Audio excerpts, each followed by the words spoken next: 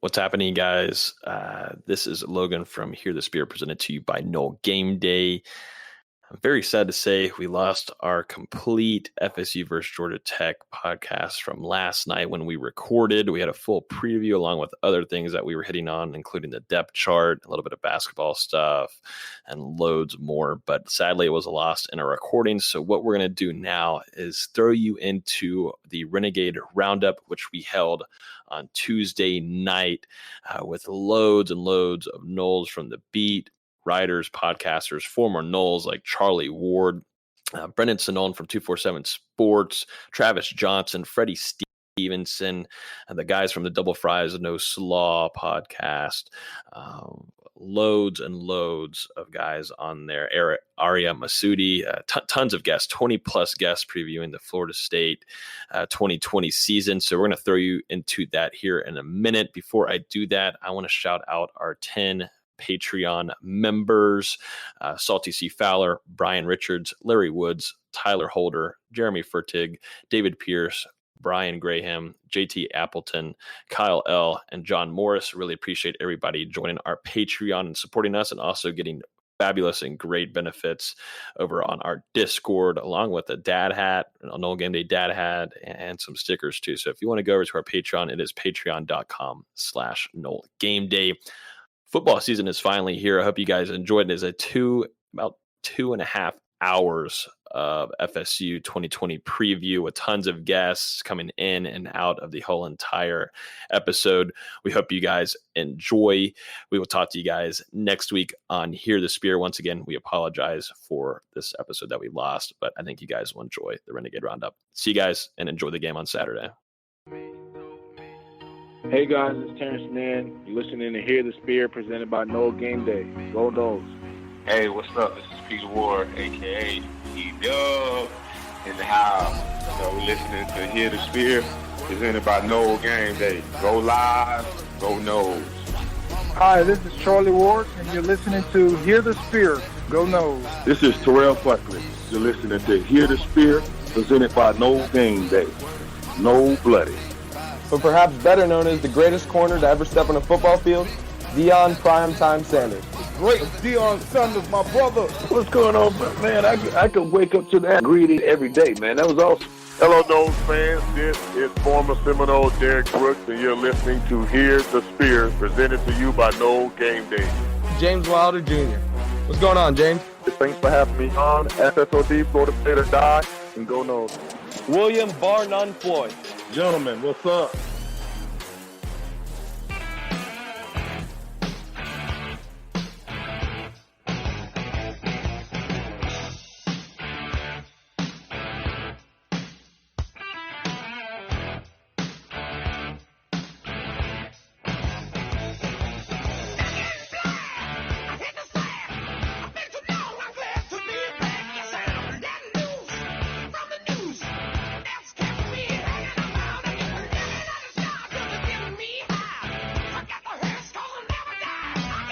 What is happening, guys? We're finally here. We made it. Welcome to the 2020 Renegade Roundtable. We have a pretty stacked show the next 2 hours. We partnered with Double Fries No Slaw. We got TJ Pettinger. We got Freddie Stevenson.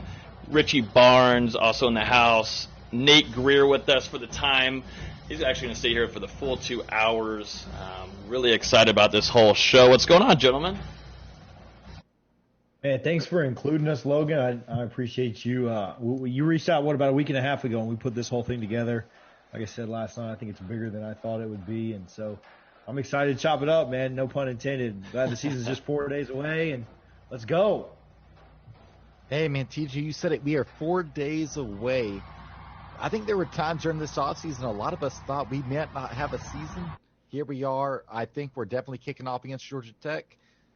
12.5 points is the spread. I like it. I'm just pumped. We got a game, fellas. Football season's finally here. Everybody's been waiting for it. Like you said, we didn't know if it was going to come, but it's here. It's time. Let's get it. I'm ready to see Norvell and Yes. what he can do with probably the best skill he's ever had. So I'm very excited for this game. Yep, I am too. Like you said, TJ, we talked about this for about a week and a half and kind of put this together as quick as we could. And we've got a good amount of guests. I'll probably start naming some off. To start off the show, which is stacked right now from 8:10 to 8:30. And guys, also guests will be able to stay on as long as they want. If you guys watch the NFL Network's coverage of the NFL draft, this last one, you saw them do a full-on show through Zoom like this and kind of started good conversations between former players, current players, also analysts. So this is kind of what we're going off of with that kind of concept. So to start off the show, we're actually going to have Arya Masudi come on here from the ACC Network at 8:10, along with James Coleman from Fifth Quarter Chat. Also going to have Bryant McFadden, former Nole Super Bowl champion, also my Steeler, and also he's with CBS Sports. Bryant McFadden's going to be on this 8:10 to 8:30 part of the show. And then Tarif Knockout, he's already in the Zoom call waiting for us. But obviously a big fan favorite there from Twitter. I think he's been tailgating in the waiting room since about 6:30 tonight. He's got a countdown on his Twitter page and everything. I think he's wearing white numbers and all. White numbers on the jersey. There you go. If he doesn't show up with white numbers, and he's got to find some kind of way by now. But if he doesn't show up with the uniform with white numbers, I'm gonna be really disappointed. If he's watching this right now, he's got about a few more minutes before we bring him in here. But this is going to run from 8 to 10, TJ. It's on Facebook, Twitch, YouTube. What else am I missing? Twitter. You're best at being able to tell everybody where it's at. Yeah, Periscope, Facebook, YouTube. We've shared it just about everywhere. So if you're watching this, do us a favor. Hit the like button, hit the share button, tag a couple friends in it. We talked about this last night just briefly, but this doing well will kind of determine if we keep doing it or not, right? Like if 6 or 7 people watch it, then we're probably not going to do it again. If we can kind of blow it up and make it big, we'll keep doing it more and more for you guys. So like it, retweet it, share it. It's on our page. It's on the Double Fries page. It's on Nole Game Day's page. It's on our personal pages. So share it everywhere you see it. Tag some friends and grab some popcorn and let's hang out. Yeah, we've seen already about 50 shares on Facebook, so that's freaking awesome. We don't even have any guests on. You're just looking at us guys. And like I said, this is going to run from 8 to 10. Might go over just a little bit. Guests are going to be able to stay on as long as they want and to discuss. It's kind of just going to be open. And we have topics here that all of us have put together on a document that we'll kind of bring up and maybe ask a few of the guests. At 8:30, though, I will go and tell you, at 8:30, we're going to have former Nole and Heisman winner Charlie Ward coming on, which should create a pretty good conversation. I know the Double Fries No Slaw just recently had them on as a guest. We also had him inside of our Discord talking to some of our Patreon members. But he's going to be joining us to talk anything Florida State football. He's always a great listen. Let's see. So what we can probably do is start bringing in some of these people. We're going to get started early since I think Tarif has been excited this whole time. He's been the most hype about all this. But let me go ahead and get a few of these guys in here. Let's see. Booyah. Oh, okay. All right, Tarif, we got once he's connected. Yo. Hold up now, Tarif. You got gold letters on there. Come on now. Hold up. Representing the brand, it's good. What's happening, man? Good, man. I heard TJ talking about I've been tailgating since 6:30. Yeah, Am man. I wrong, though? I mean, haven't you? I've been seeing you count it down. Hey, man, it's all good, man. I'm just, excited for the season, bro. I can't believe we having one, man. So, just, spreading the word, man. I appreciate y'all having me on here for real. Yeah, this is looking pretty sad. This first start to the show has a ton of people. I got my man Arya in here too. I haven't spoke with him in so long. Also, I got my man Big Game James. I was just on the Mark Rogers show with him earlier. Woo! Holy smokes! They coming in, that was good. Trap, what up, bro? Yo. What time the motherfucking 7 o'clock meeting start? I think Trap is in here a little bit earlier than usual. I think I got him set up to come in with Charlie Ward, but if you're going to stay on with Charlie at around what's Charlie 8:30? It's an all adult thing, right? It's like a little PG-13. If you're around your, See what I told you? My scotch. I'm just making sure it wasn't none of these players in here. You know. Arya, you want to get us started? How you feeling about the game coming up, man? I know I haven't been able to talk with you as much. It's busy around this time of year, but you getting kind of excited about being around Doak on Saturday? Coleman, what's up, dog? Can you hear me at least? Yep, I hear you, Arya. Let me know if you can hear me. Yep, I got you. Cool. Coleman, Yeah, what no, you got man, going? I'm excited for sure. This should be fun. Yeah, I think it's gonna be a good James, start. what you got going, bro? Travis has got to talk to Big Game James real quick. Hey man, I'm just one of them happy to be here, guys. Man, I'm trying to do this fantasy draft, and I'm trying to figure out why I was included with all these superstars. I don't know how to do both. I ain't watched a single lick of football. I don't know who to draft. I know I'm out here drafting like I just saw Patrick Mahomes, and I know he good, so I picked him. I don't know if you're supposed to pick a quarterback first round. Oh, but don't follow my advice. James, I just finished my draft like 5 minutes ago too. Who'd you go first? Oh, I had the second pick, so they took McCaffrey and I went Saquon. Yeah, then I got Mahomes round 2. Yeah, I like it. I'd have took my homie. I forget. Hey, the running back, you can find the points. You ever been in a 14? My homie putting up nut crazy numbers.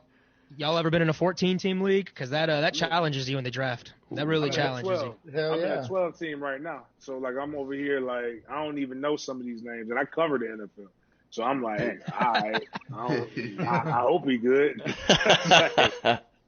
I was skimming fantasy league, ESPN cheat sheet. Yeah. I know what I'm not drafting. No Jaguar. I know we trash. So, I know that for a fact. So wait, when you have a 14-team league and Mahomes is there in the second round? Yeah, how does that work? No, that was one of my leagues. This one was a 10-team league. Yeah, I had guys. Okay, well, people ask and they're like, "Hey, you want to put 50 down?" I'm like, "Yeah, shit." The most important question is, Trap, what you smoking right now? Oh, there you go. Trap left. You heard me, Trap? Yeah, the Placencia Amo Fuerte. Oh, hey, you got some of them Ken cigars yet? I know you live right next to him. Yeah, so what I know happened? he gave you. You got some of Ken cigars yet? Oh, I smoked a few of them. I gotta go. I'm supposed to go over there and pick up a couple more because I ain't got no more left in my house. I told him I'm not buying a box unless he signed it. So when you see him, tell him I'm not buying a box unless he signed it. Tarif, all right now. You know, he literally lived like 200 yards behind me. Yeah, I know. That's why I told you to tell him. Yeah, I'm gonna tell you. My bad. We gotta talk about football. Let's talk some Florida State football. Hey, it's just now getting started. It's only 8:11. We just now getting started, baby. All right, so I just need to know real quick from Tarif, and I just need to know, are the white numbers going to bring a season opening win for Florida State this season? That's all I need to know. Most definitely, bro. The fun fact, Florida State, we're actually on a 16-game winning streak wearing the white numbers. So, that means we must have not wore them. We must not wear them when Taggy was there then. Bro, we only won 18 games the past 3 years. So, it was really like bad juju on that, man. So, I'm definitely excited to see, the new uniforms. And, I done said it before, man. I believe in Coach Norvell and, what he building here. And that's going to be a tremendous feeling, just seeing that, the work that's been put in, with the campaign and everything. And then, FSU actually signing off on it. Mm-hmm. So that was just dope to see it come to, to fruition. So yeah, we got that win coming, bro. I mean, we should. Georgia Tech, man, they won 3 games last year. So they got a lot of weak spots. I think we got a lot coming back. They coming to us, right? Yeah. That's we got all guarded on. I don't know, bro. That's what I'm saying, bro. That's like mandatory. You can't play Georgia Tech if you ain't got all guarded on. No, that's what I was saying, bro. Bobby knew, and with y'all, y'all always were all garnet, versus Georgia Tech. But I think for the first game, he's just gonna go traditional because it's week 1, national broadcast. I was pushing for the all garnet, and I told him, bro, I was like, bro, let's hit that all garnet. All Garnet hot as fuck in September though. I ain't gonna lie to you. My bad. Yeah, I'm sorry. yeah. Hot as heck. Hot as heck. Hey, we're good. We're all straight. We're all straight. We already gave a little bit of warning. It's gonna be a little bit above PG-13. It's all good. It's all good. I cuss in front of my kids. Wide awake. I do too. But the all Garnet, I mean, I think my thing is that's tradition. No matter because my first real road game was against Georgia Tech at Bobby Dodd Stadium in y'all wore all Garnet with Mighty Joe Hamilton at the quarterback.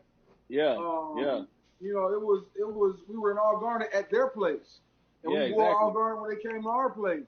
It's just how it is, man. I think that's part of the tradition in itself. So I think the guys should put the all Garnet on, man, and go to work.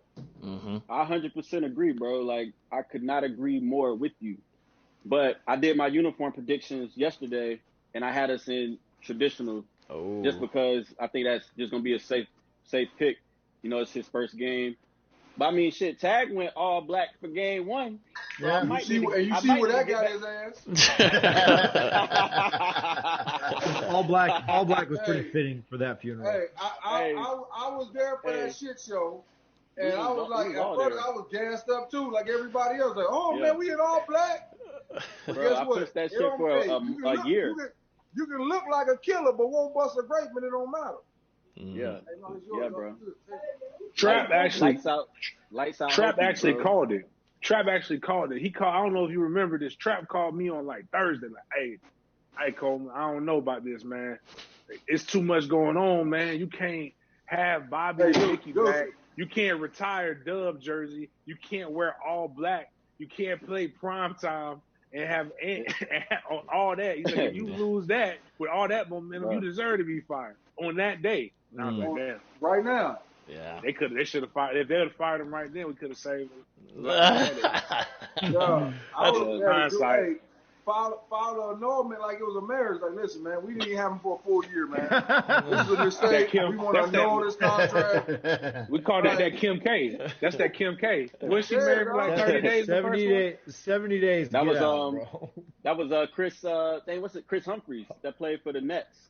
No. End of the day is, I just thought, man.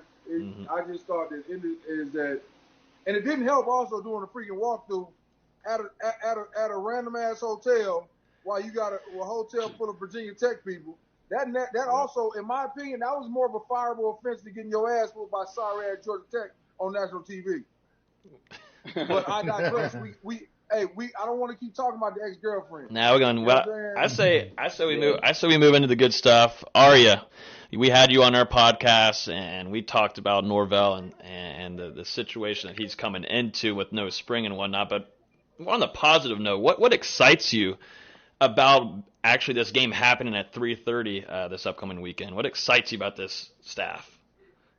Man, I tell you what. First, we get to play football, and then that was something I think 6 months ago no one really had any idea that we would even be able to suit up come this weekend. So that's probably what I'm most excited about. I'm sure the fans, 17,000, 20,000, whatever show up and can show up will be excited about. But, yeah, I think we're all just ready to see a little bit more disciplined Florida State football, right? Like I think Georgia Tech's a good opponent to start with. Like that's ideal in terms of the people that you could have got, unless it was going to be Samford or Jacksonville State or one of those teams that you knew was a cupcake. But this is an opportunity, I think, for Florida State to win its first season opening game since 2016. Remember, they beat Ole Miss, and from then on, they haven't really won the first game of the year. And I don't think they've won their first ACC game since 2015 or something like that. So momentum, that locker room needs momentum. I think it's been a long time since those kids in that locker room have felt good about themselves and the direction of which the program is going during their time at Florida State. So I think winning is so important, and I don't even think you have to do it convincingly. I just think you got to win, feel good about yourself, and just try and maybe navigate this COVID era 2020 football season. Yeah, I agree with you. The discipline factor is big, and that's why I look at Big A James, also Freddie here and Trap, but how big of discipline that plays a factor, because the last couple of seasons, even Jimbo Fisher's last year, and they had some sketchy times too during his career, kind of, guys pointing fingers at one another, having silly mistakes that costed some games. But going to the players right here, how big is discipline a factor for actually moving L's to dubs? I mean, discipline, in my opinion, yeah, coaches got to install it, but it's got to be a player thing. Like I played with Trap, and it was like Trap can know some of these names. Some of y'all might not remember these names, but like I remember when I had to learn how to run the ball, right, and how to play fullback because I played defense, and I kept running up on the offensive line. And there was this dude named Ty Williams, and Ty Williams told me, "Listen, you keep running up behind my back, I'm gonna put my fist through your face." And Ty was about 6'8", 6'9". He was large. He was large. And he was dark as my iPhone, and he had one gold tooth, and somehow it was right in the center of his mouth. And every time he talked, it just saw that gold tooth. And it wasn't necessarily a fear. It was just, do I want to tussle with this guy? And you wouldn't have won that fight. I believe it. I was like, it's just in my mind, like, all right, I'd rather do that. But I also heard, when you get penalties and stuff like that, guys held each other accountable. But coaches also did too. So I remember talking to Coach Fuller about Mickey Andrews. Now, luckily, I never had to experience this because I didn't play defense. But I remember watching it, and it was hilarious that I didn't have to go through it. And Mickey's talked about it on my podcast before. You got 8 no matter what. Now, 8 gassers, excuse me. Now, if you go and you do what you're supposed to do, you can get them 8 gassers knocked down. And there was days that those boys was really, really good, and they did what they were supposed to do, and they didn't have to run 8. But you had your punishments on top of the 8. So, like, you could make a play in Mickey Andrews' defense and still have 2-3 gassers because you loafed, you didn't do it his way, or all these things. So, again, I'm saying all that is that accountability happened on the player side, but it was also handled from up top. And Coach Fuller asked me, he was like, so they did gassers, your conditioning on Monday, and they did the punishments the next day. And I was like, no, they knocked that out. Like, when we was all done with our gassers on offense, we walking off the field, and I hear the whistle still blowing. And it's defensive cats out there getting after it. We didn't leave the dang at midnight. You see what I'm saying? And here's the catcher. They didn't complain because it was they wanted to do it because if you were forced, you would be over the 20-hour rule. But you were so mad at yourself for not doing the play right that you decided to allow the boys to make you run. I appreciate you giving us that credit, but that just ain't how it went down. No, I'm saying that's how they documented it. That's how they had to document it. It was, that's how they documented it. That's how they had to document it. And James is right. But the discipline starts with the coaches. The players, you got to learn to be disciplined. Because contrary to belief, all of us when we come out of high school are a bunch of undisciplined fucking turds. All of us when we come out of high school don't know our fucking asshole from a hole in the ground. Somebody has to lead us the right way. Somebody has to lead us to be the men we want to be. And when you talk to Mickey Andrews, Mickey will tell you, I came inside your mama's house, and I promise you I'll turn you into a man. And I refuse to let you go home less than what the hell you left there.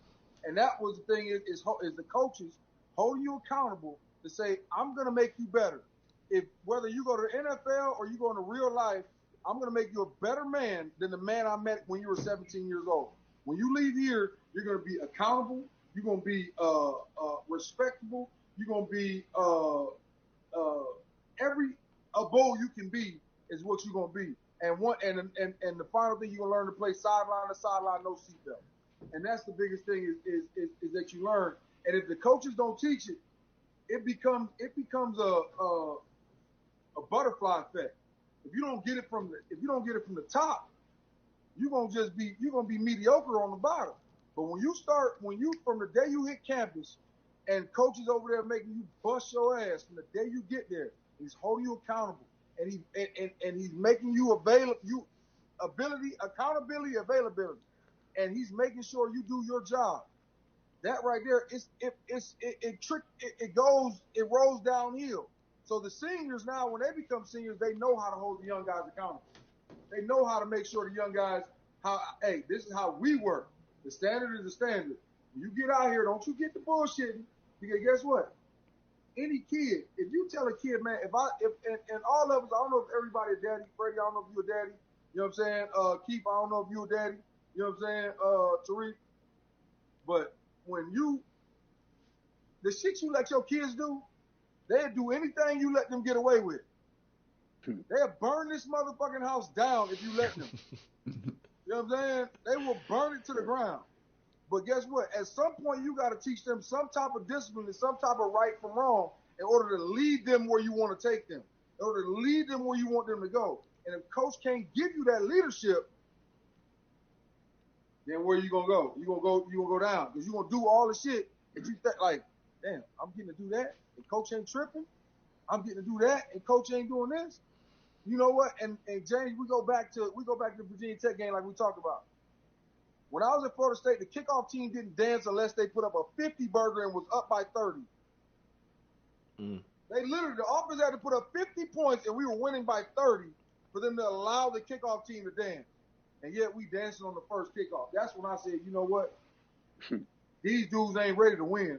They ready to look good. They ready to get their name called on the Jumbotron, but they ain't ready to fucking bust nobody mouth wide open. Yeah, it's been an entitlement the last couple of years, bro. But a lot of it comes to, it's like what but Trap brought up, it's I don't need no. The problem is with coaches. Like my coaches, Billy used to tell me. Billy Sexton told me this. I tell my son, and when I was coaching, I tell people this. I don't need no new friends under the age of 26. Like, so I mean, I'm not here to be your friend. I'm here to tell you what to do. And the best quote I had, he's like, James, I like you, but I love my wife. My wife likes nice things. If you don't do your job, I can't buy my wife nice things because I'm out of a job. So I'm not going to let my like for you outshine my love for my lifestyle. And I think that's kind of where a lot of the things just changed. I mean, it's just discipline and accountability. It comes in the off season. I like what Coach Storms and some of those guys have done, but hell, there's not a thing I've ever accomplished. There's very few things in life that I've ever experienced that are harder than mat drills. And I had the softer version of mat drills. And bottom line is, if it's harder than mat drills, I probably ain't got no business doing it anyway. So that's kind of how I judge things. So, and that comes from my playing days. So hopefully, again, I hear it. It sound good. But we gonna see on Saturday because again, I know it's some respected, reputable media members on here. But I'm hearing about buy-in. I'm hearing about coaching. I'm hearing about all this shit, and it sound good. But I heard all that 2 years ago in the initial stuff. I heard that stuff when Jimbo first got here. Somewhere it got lost in translation. You heard what? Go look at the articles from 2 years ago. Facebook On This Day app is one of the greatest things ever. Facebook On This Day app will tell you what you was doing and what you was sharing on this day. And I swear to God, when I saw a new level of energy, new level of coaching, love, buy-in, we're buying. I'm seeing all these things last spring. And 2 springs ago, and when I was looking at my stuff and it threw me off. But I do think, but we obviously, I guess that wasn't the case. So.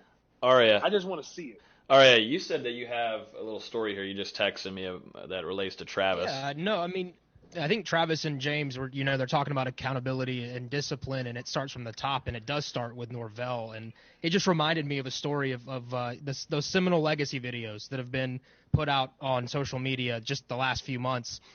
Just some of the stories from some of the guys who have been shooting those and, hanging out with Norvell and that staff. One of the stories I heard was that they were actually scouting for spots to do some of these videos.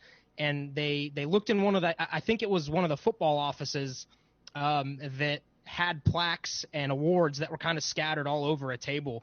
And Norvell visibly got upset, walked over and said, guys, presentation matters. We've got to get this right. And to me, that was just a small thing. It's not even that big of a deal.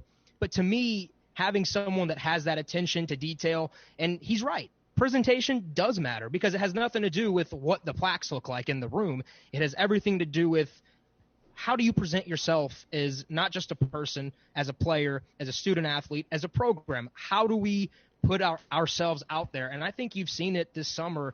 There's been a good foundational start for Florida State. And I think I know James said, I want to see it and I need to see it on the field. And I think he's absolutely right. but I've heard some of these little things that at least make me feel good that we will see some of these things coming sooner rather than later. Freddie, I got a question for you from a player perspective. Travis talking about and James talking about it's starting with the coaches, but the players have to take accountability too.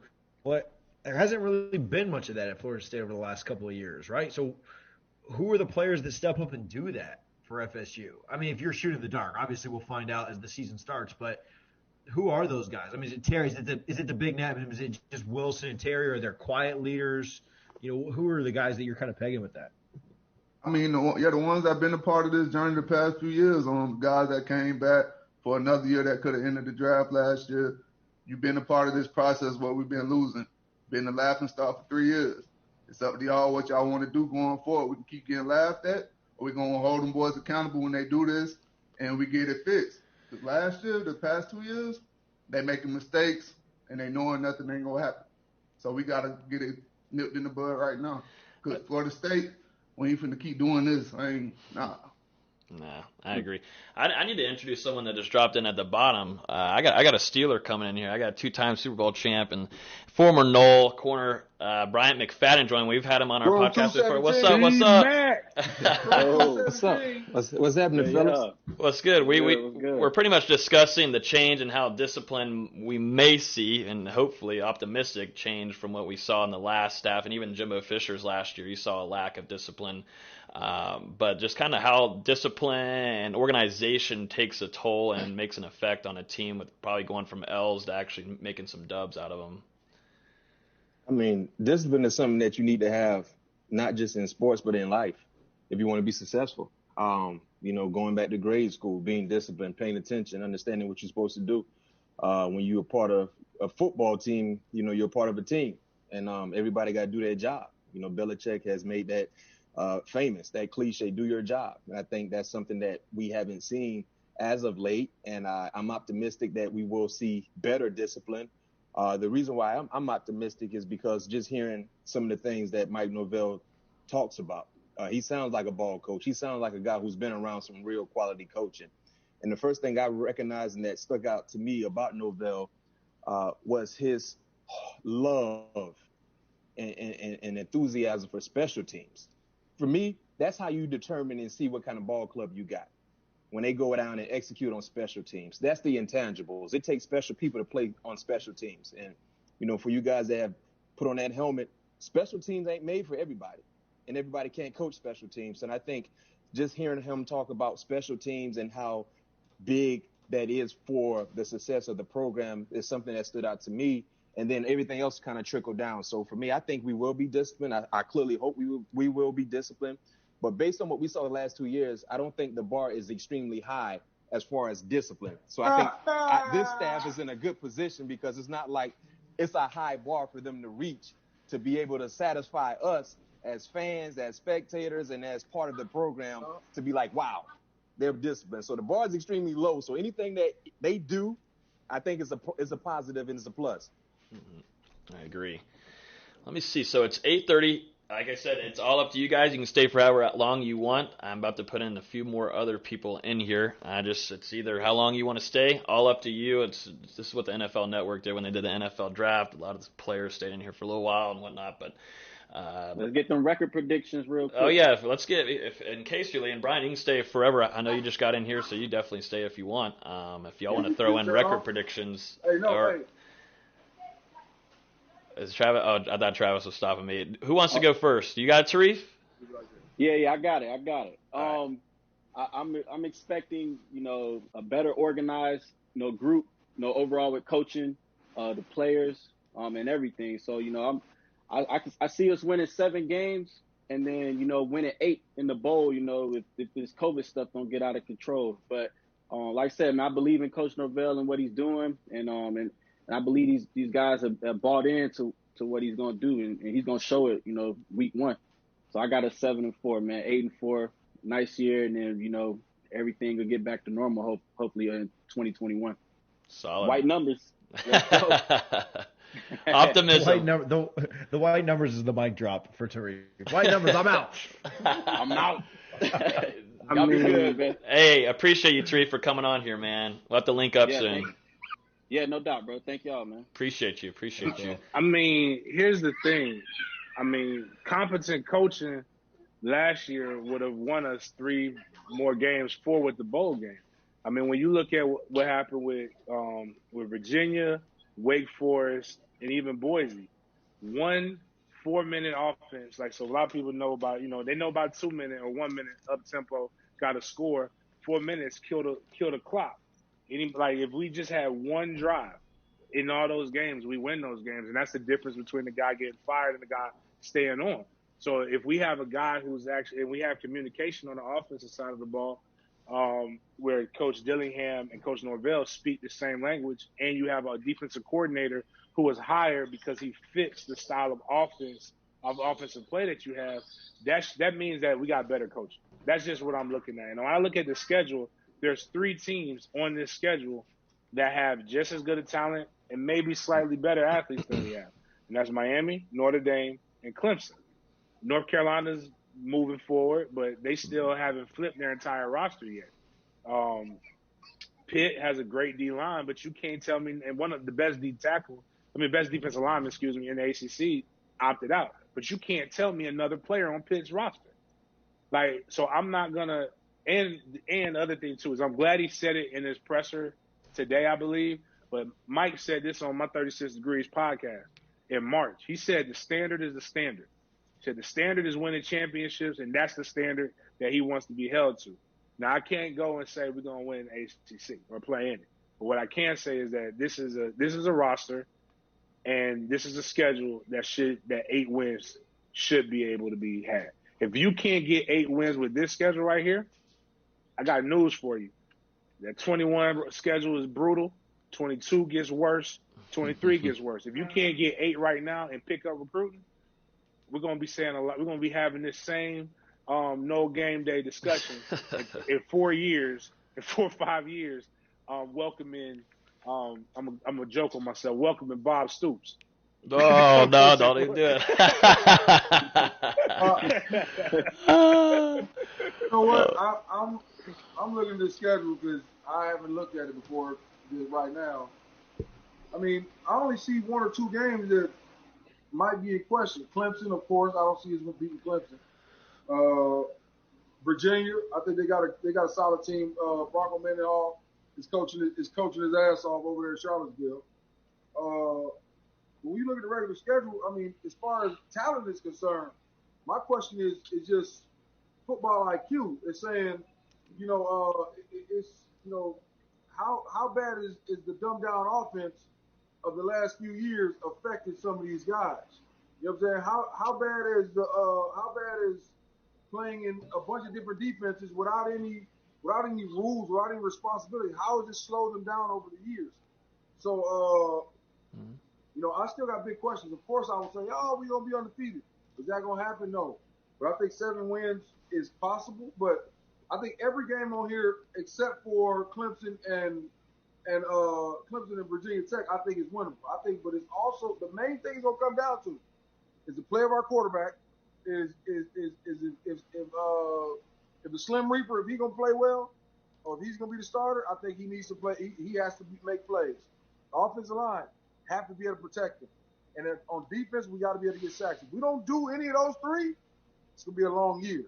You know what I mean? I think in the corners, we got to get B-Mac out there covering. You know what I mean? End of the day, if our corners can't cover and our D-lineman can't pass rush and our offensive lineman can't block and our quarterback can't complete a simple-ass slant, it's going to be a long day. But I think if we can protect our quarterback, get him to push the ball downfield, because I don't want to see baby zone. Pistol zone right, pistol zone left, option, throw it to the little pop pad. I don't want to see that shit.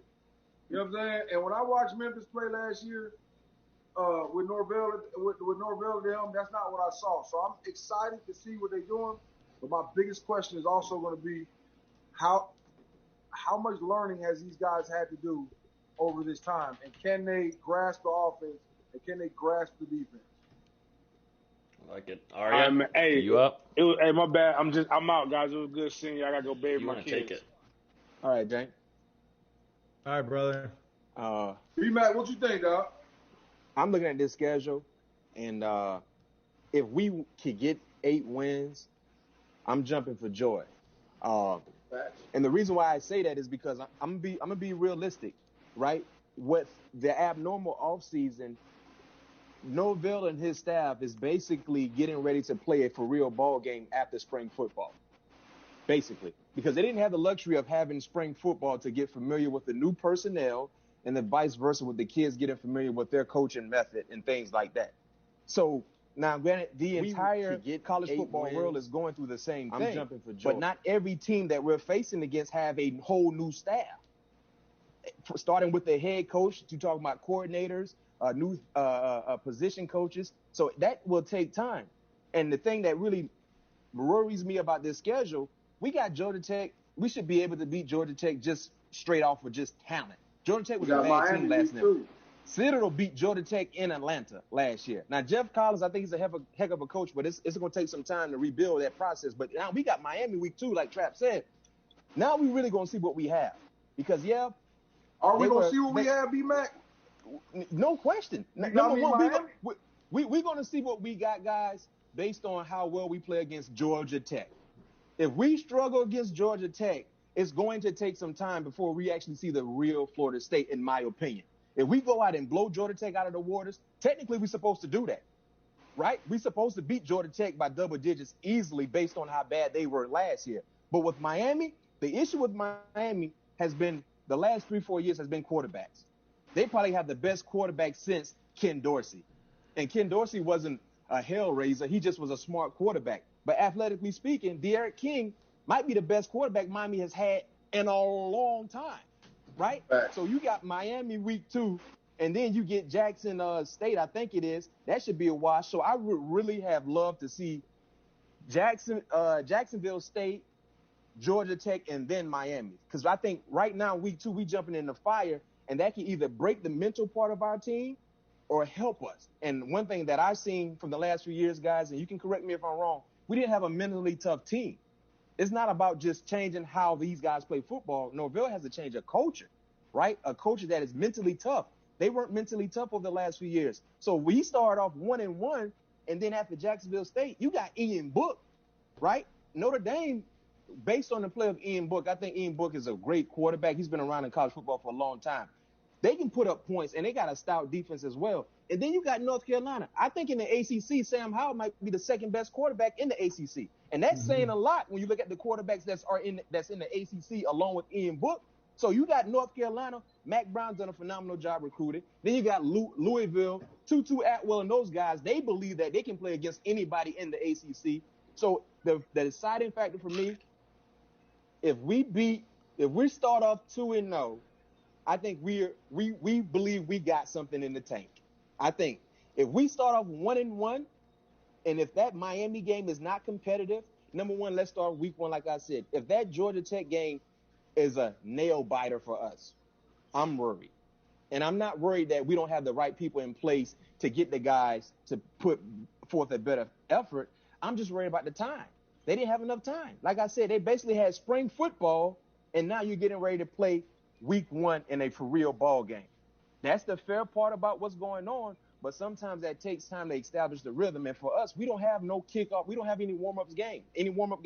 You got Clemson, you got Louisville, you got North Carolina, you got Pitt, you got Notre Dame, you got UVA.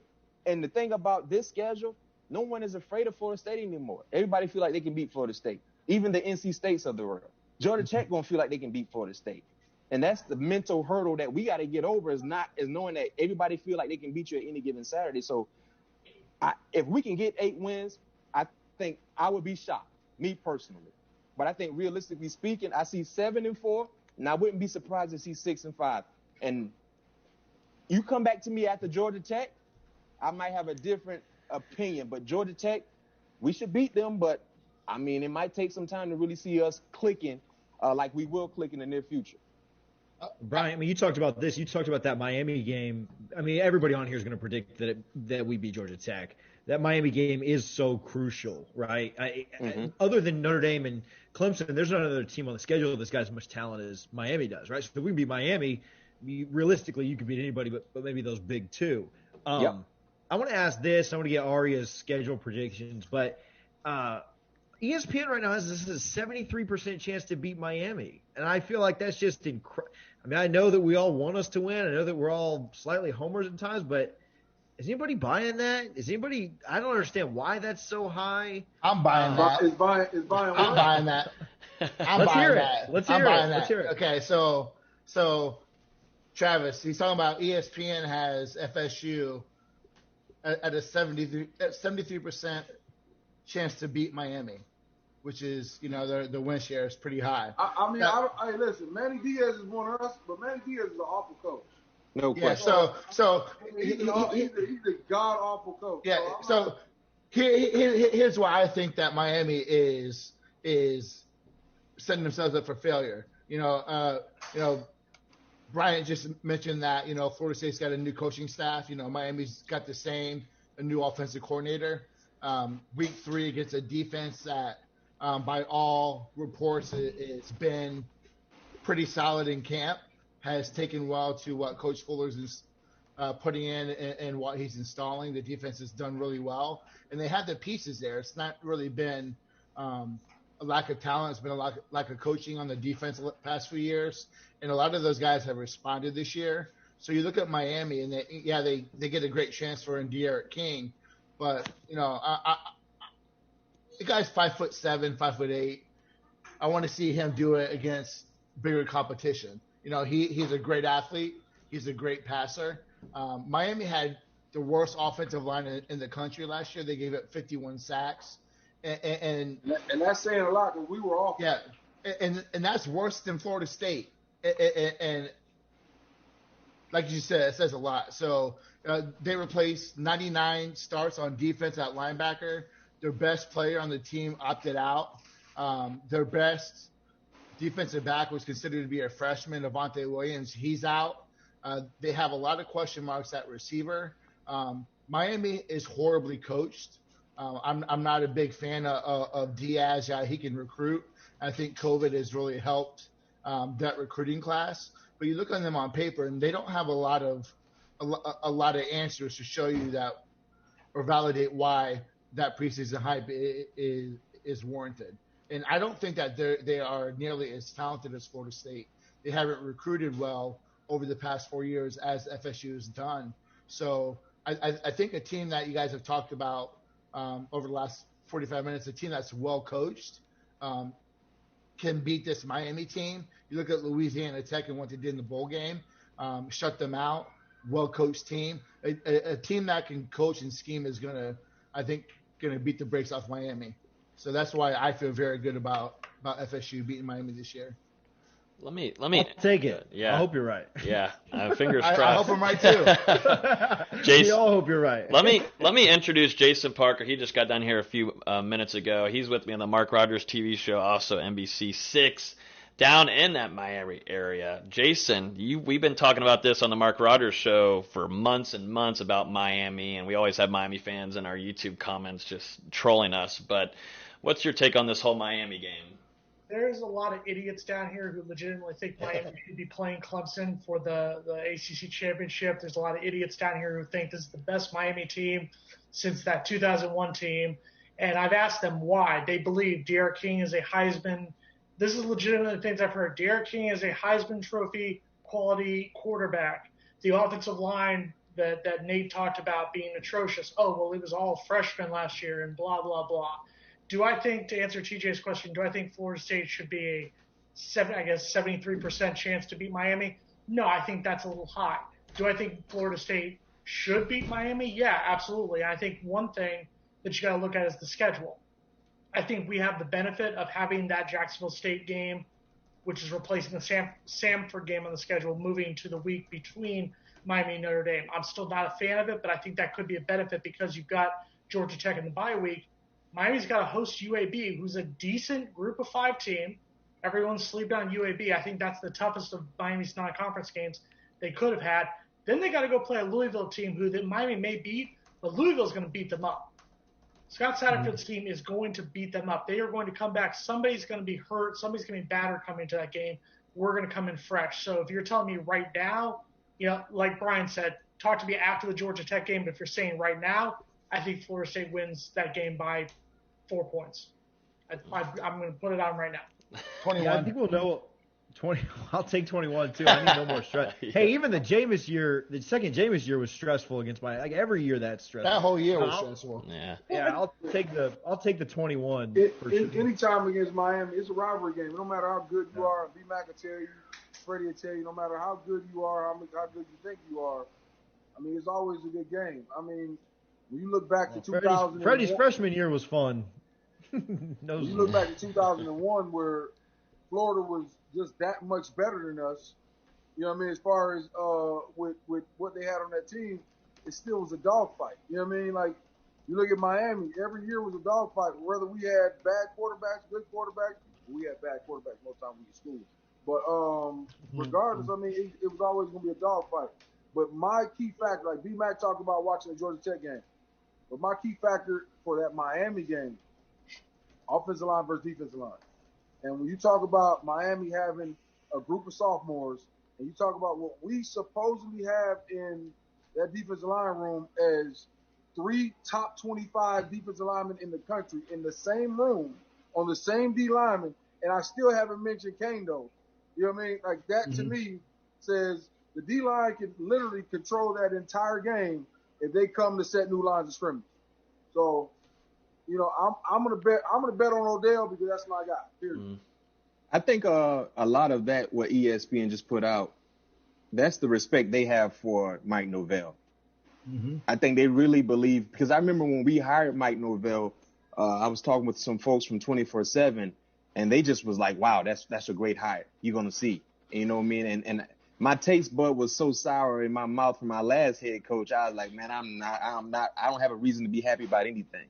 But I think that is the respect nationally that people have for him as a head coach and his ability to be able to coach players. I think so. Because I'm surprised that they have us, giving us a 73% chance to win that ball game. Now that could increase, that could decrease based on what happens week 1, but I think that has a lot to do with the respect for Mike Norvell.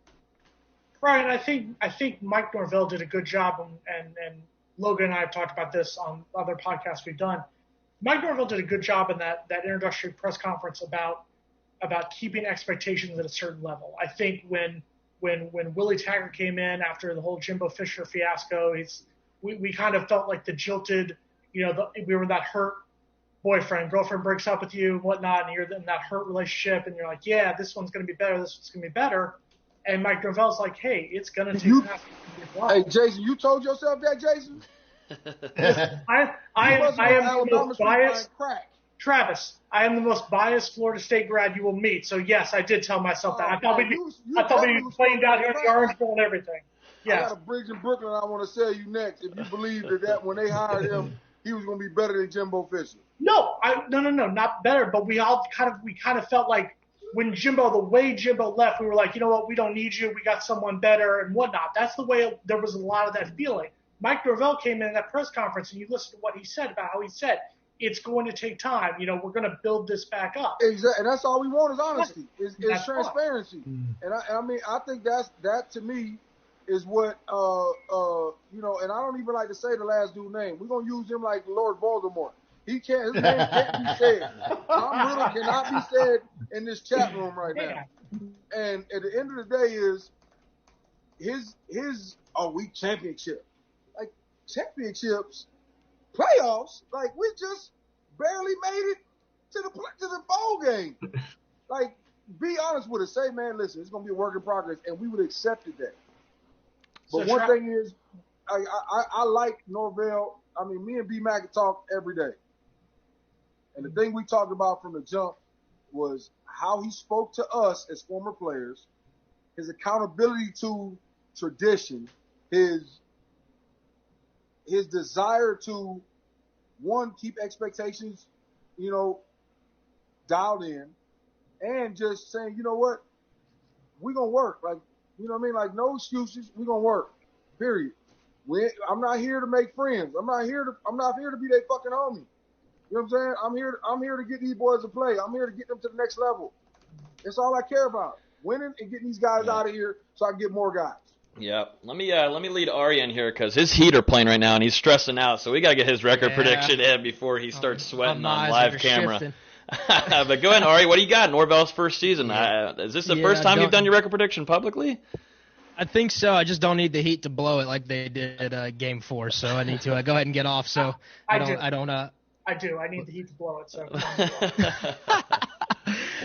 So for me, the way I go about it, with percentages and probabilities, if you count the two that I think Florida State probably has a 15% chance or less of a shot to win the game, right? If you're doing probabilities, everyone's pointing to Clemson, Notre Dame. Those are the two you would say, I'm pretty sure the other team's going to win this ball game. So give those two as a loss. And there's probably 5 games in there that you probably feel Florida State has at least a 65% chance of getting the W. And those are, the Georgia Techs, Jacksonville State, NC State, UVA, Duke. I think all of those Florida State is favored, and you feel at least better about that game at kickoff than you do the other two. So say Florida State can win 5 solidly. They have those 2 that they're I don't want to call them automatic losses because anything can happen, but you don't feel good about it at all. So that leaves you with 4 games, right? And that leaves you with the Miami, Pitt, Louisville, UNC. That 4. And if you split those at 2-2, to me, that's 7-4 on the year. And I think that's a reasonable way to look at this schedule. Split the 4 games that are 50-50 shots, if you want to call them, or 55-45, lean whichever team you want in those 4 games. If you go 2-2 and you win those 5 that you feel good about, and what Travis and I know Bryant and some of these other players have been talking about, beating the teams that you on paper are better than, that puts you at about 7 wins. And I think nobody can complain in a COVID era 2020 season with no spring and all of these protocols. If Florida State wins 7 games in the regular season this year, I don't know how you're not optimistic going into next season, because if there is a bowl game, I'm not confident that we will even play bowl games this year. We might not. And you win an 8th in that, 8-4 in this era. Look, that's as good as you felt since probably Jimbo's 10-4 season in 2010. That's where the optimism level should be. I think you're probably going to steal some of these recruits that are low-key talking. I know Nate does a great job with some of these recruits who are, they're feeling Florida State, but they need to see it on the field. And if they see something on the field, now you sell, hey, you take us to the next level. You're the one who takes us from, I just won 7 games without you. You take me to 9-10, and let's win a national title here sooner rather than later. So this season is important. 7 wins is where I feel good at. That's the bar I'm going to set for this team. 7 wins, and I think you're starting to have some optimism in Tallahassee. Yeah, I think that's a solid time. I haven't given, I guess you've given it, but I think that's solid for FSU recruiting wise too. I do. Yeah. But Arya, appreciate you, man. All right, boys. Y'all Always be good. do. Good luck with work. Can't wait for the season. All right, go Heat. Yeah. Let me introduce real quick Peach down here. So if a lot of y'all don't know about Peach, I've known Peach since my beginning in 2011. He's big on Twitter.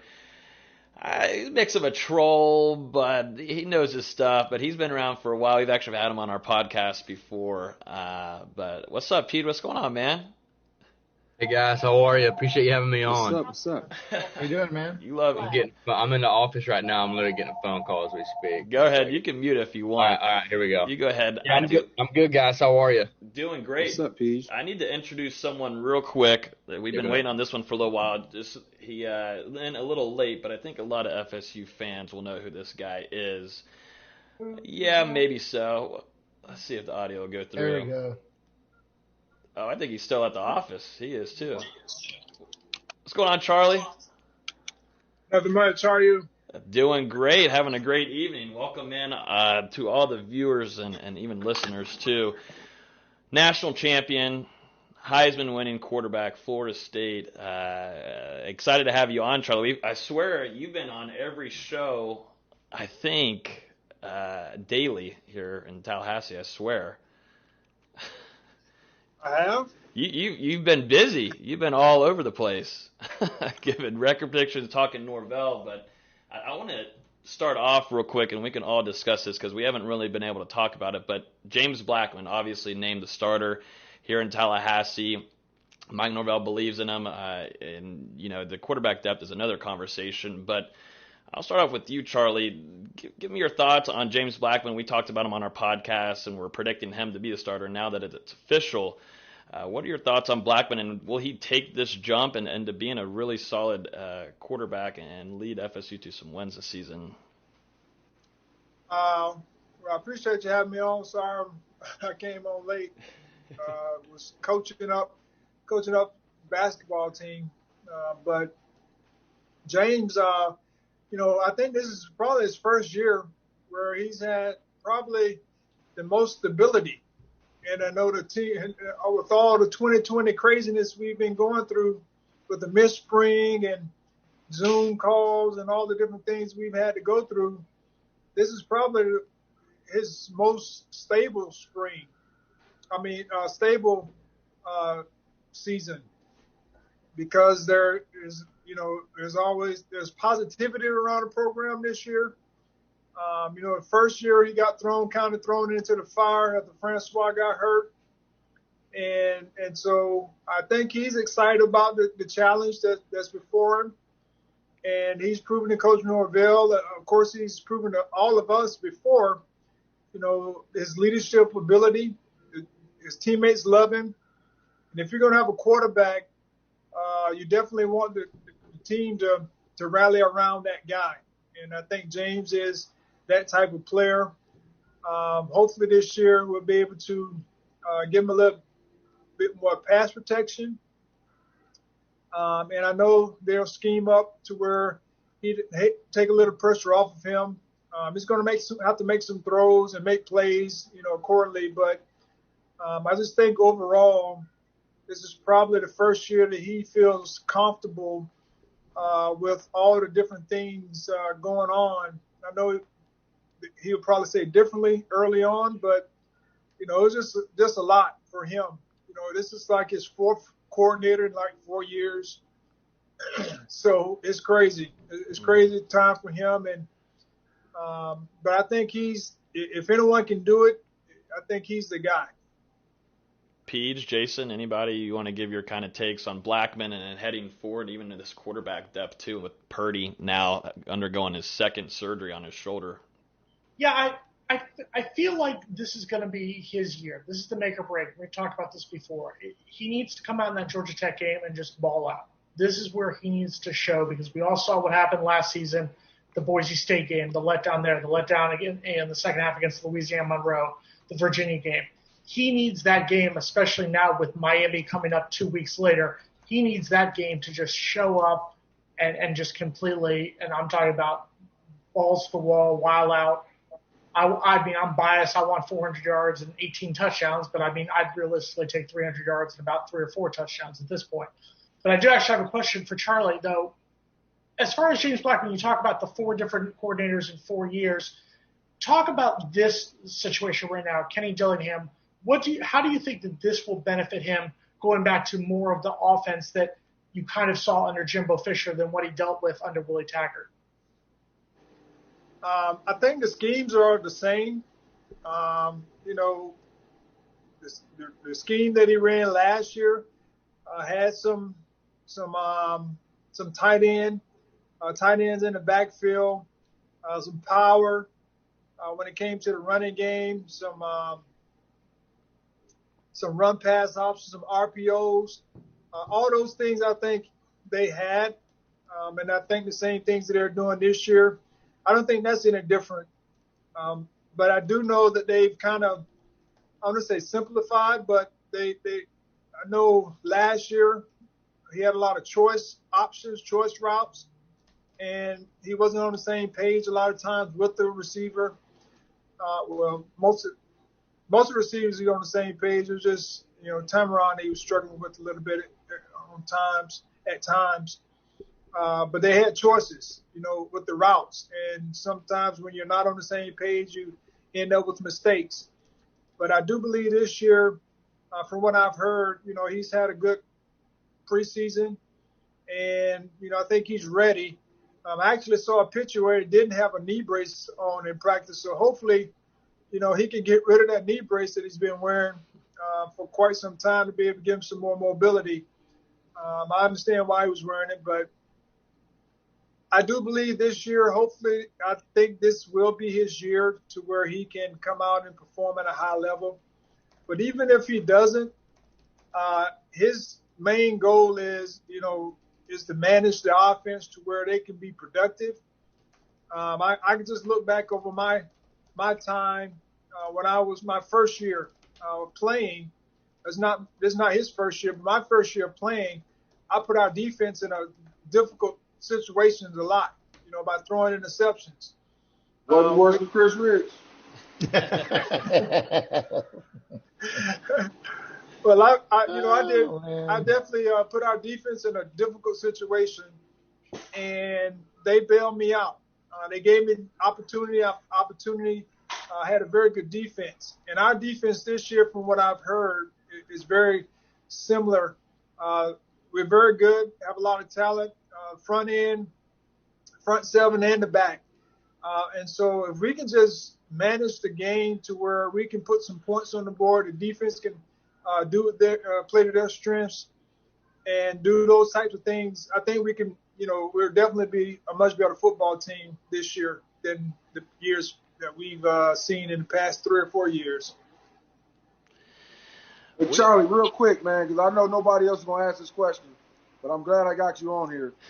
Talk about, right, as a coach, you had highs, you've had lows. As a player, you've had highs all over, from NBA to Heisman Trophy. Talk about the pleasure you'll get this year when your guy, Alex Leatherwood, becomes a first-round pick, a guy that you coached in high school. I remember him when he was a freshman at your school in Pensacola. Talk about the pleasure you're going to get watching him, because I wish he would have came to Florida State, but he's not. But just give me a little bit of insight on the type of player he is, because B-Mac can tell you, I talk about this kid all the time. Well, Leatherwood is, this guy, he's definitely, you hear about this special. He's a different breed. He's a special cat. And what I mean by that is, I'll share this story, and you'll be like, oh, okay, yeah, I understand. Well, he went on a visit or trip to USC. Now, he's from Pensacola, Florida, and he went to California. And so I gave him a call while he was out there to, just mess with him a little bit, find out what he was doing, how he was doing, and how the trip was going. And when I called him, this was in the evening, and I asked him what he was doing. He said he was in the room doing some homework. And I was like, okay, because he was working towards finishing up school early. So he was taking some online classes, and while he was out in California, he was in his room doing homework. And so that is just a different cat, especially coming from Pensacola, Florida, and you have the opportunity to be in California. Most times you're going to be out perusing the town, seeing what's going on, or hanging out with the fellas. But that's just the way he was, the type of guy he is. And there's no coincidence that he decided to stay in school to graduate. And he'll have a great year, and hopefully, he'll get an opportunity to be a first-round pick, which, I think he will be if he stays healthy. But he's just a good cat. His head is on straight. His priorities in the right order. And, I was grateful to have the opportunity to coach him. And, he's matured, just like we all do. But he was a man back then. But I look forward to seeing him compete. I know he's at Alabama, but I support everybody, especially the guys that I coach. And the people I like, I'll support them, regardless of where they go to school. Let me real quick. I know. Jason's down here. He actually has to get up around 4 a.m. to go to work in the morning. So before we introduce our guy down here, Lonnie, real quick, let me get Jason's record prediction real quick before we let him go. I think Florida State has the talent to be an 8-3 team. I agree a little bit with what Brian Mcfadden was saying earlier. I think 8-3 would be great. We'd all be so happy that Florida State won those 8 games. I think if we're going to be realistic, objective, probably 7-4 would be better. I think there's the 4 definite wins are Georgia Tech, Jacksonville State. I think Pitt's a definite win, and I think Duke is a definite win. And I think Notre Dame and Clemson are definite losses. But I think it's all about winning those games that in the past couple of years, dating back to, I see Freddie starting to bring bad memories. Georgia Tech game in the 2015 season, that's a game we shouldn't have lost. Last year, Wake Forest, we shouldn't have lost that game. Boise State, we shouldn't have lost that game. So it's going to be about winning those games that we should win, doing what we're supposed to do, doing your job. So I think I'm just going to be the biased, scarlet and gold, wearing glasses guy. I'm going to say 8-3. I think we lose to Notre Dame. I think we lose to Clemson. And I think we lose to Louisville. I think Louisville will be the game that we probably have a shot of winning, but we end up losing. So 8-3 on the season.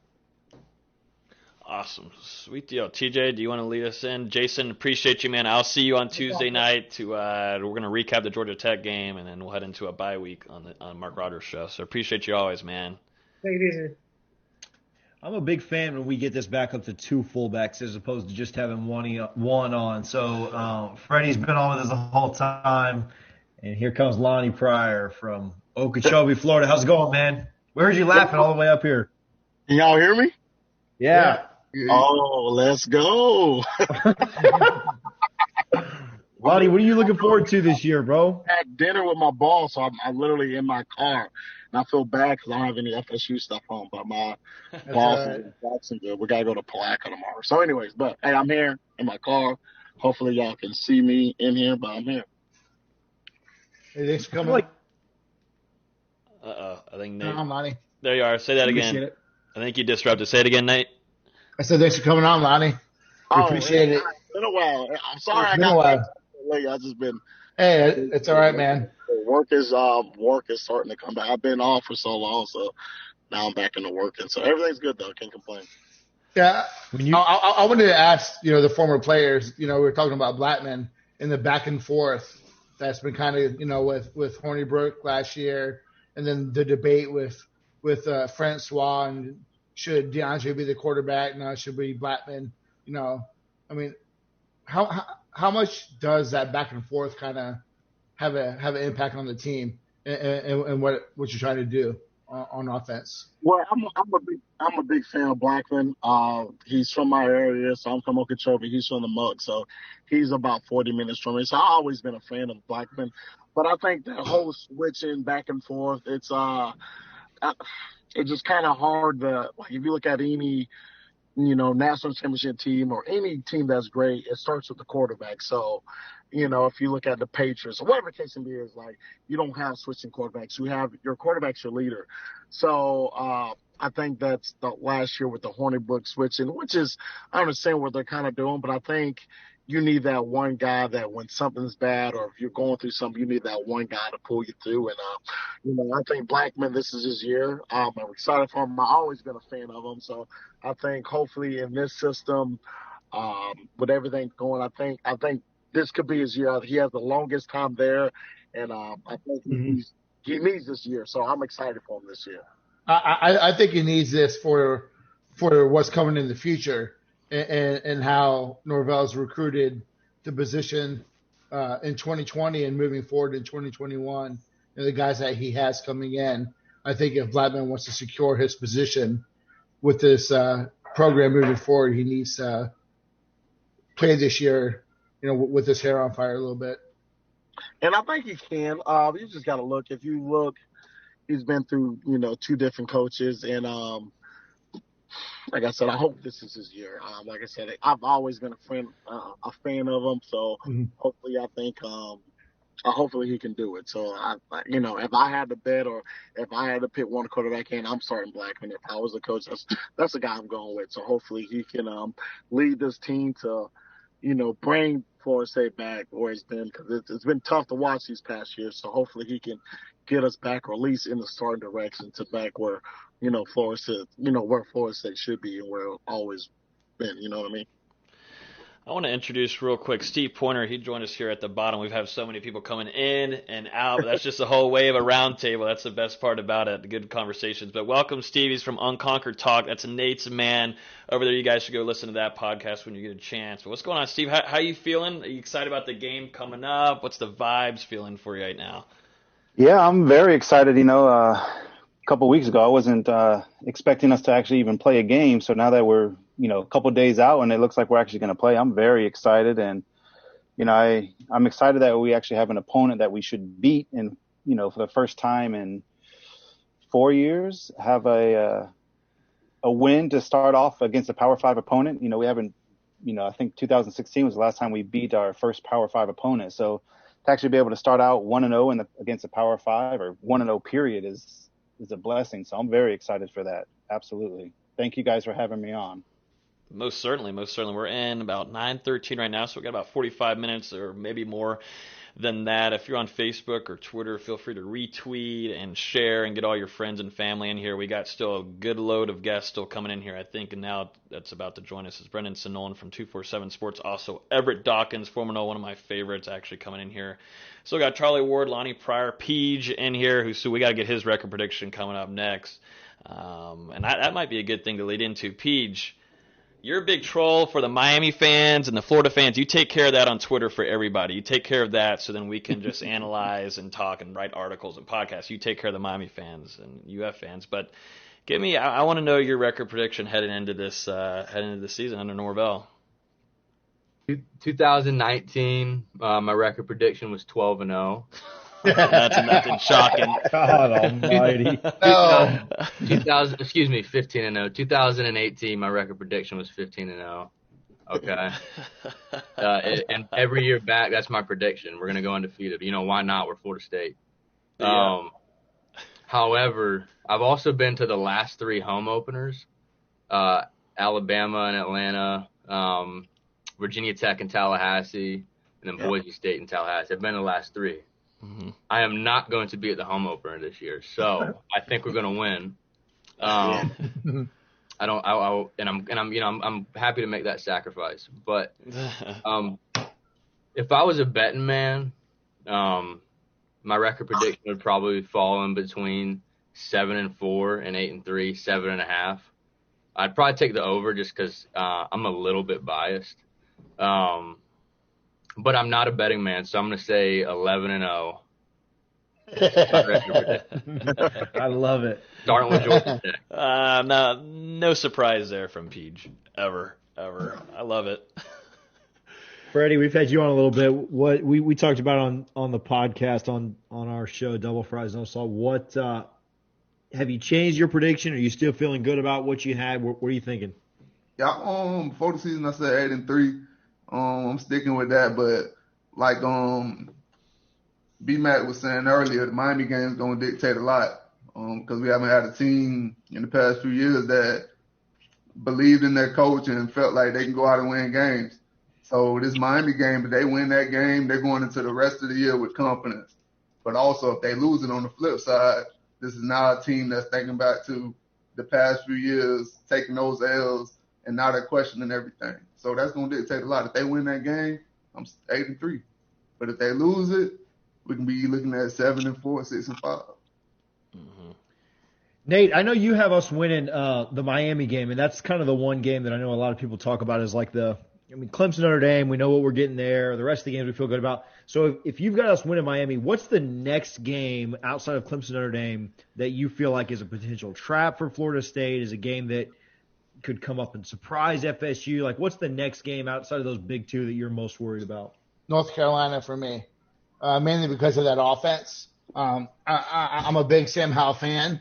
What he did last year, going for almost 4,000 yards, 37 touchdowns, only 7 interceptions, I believe.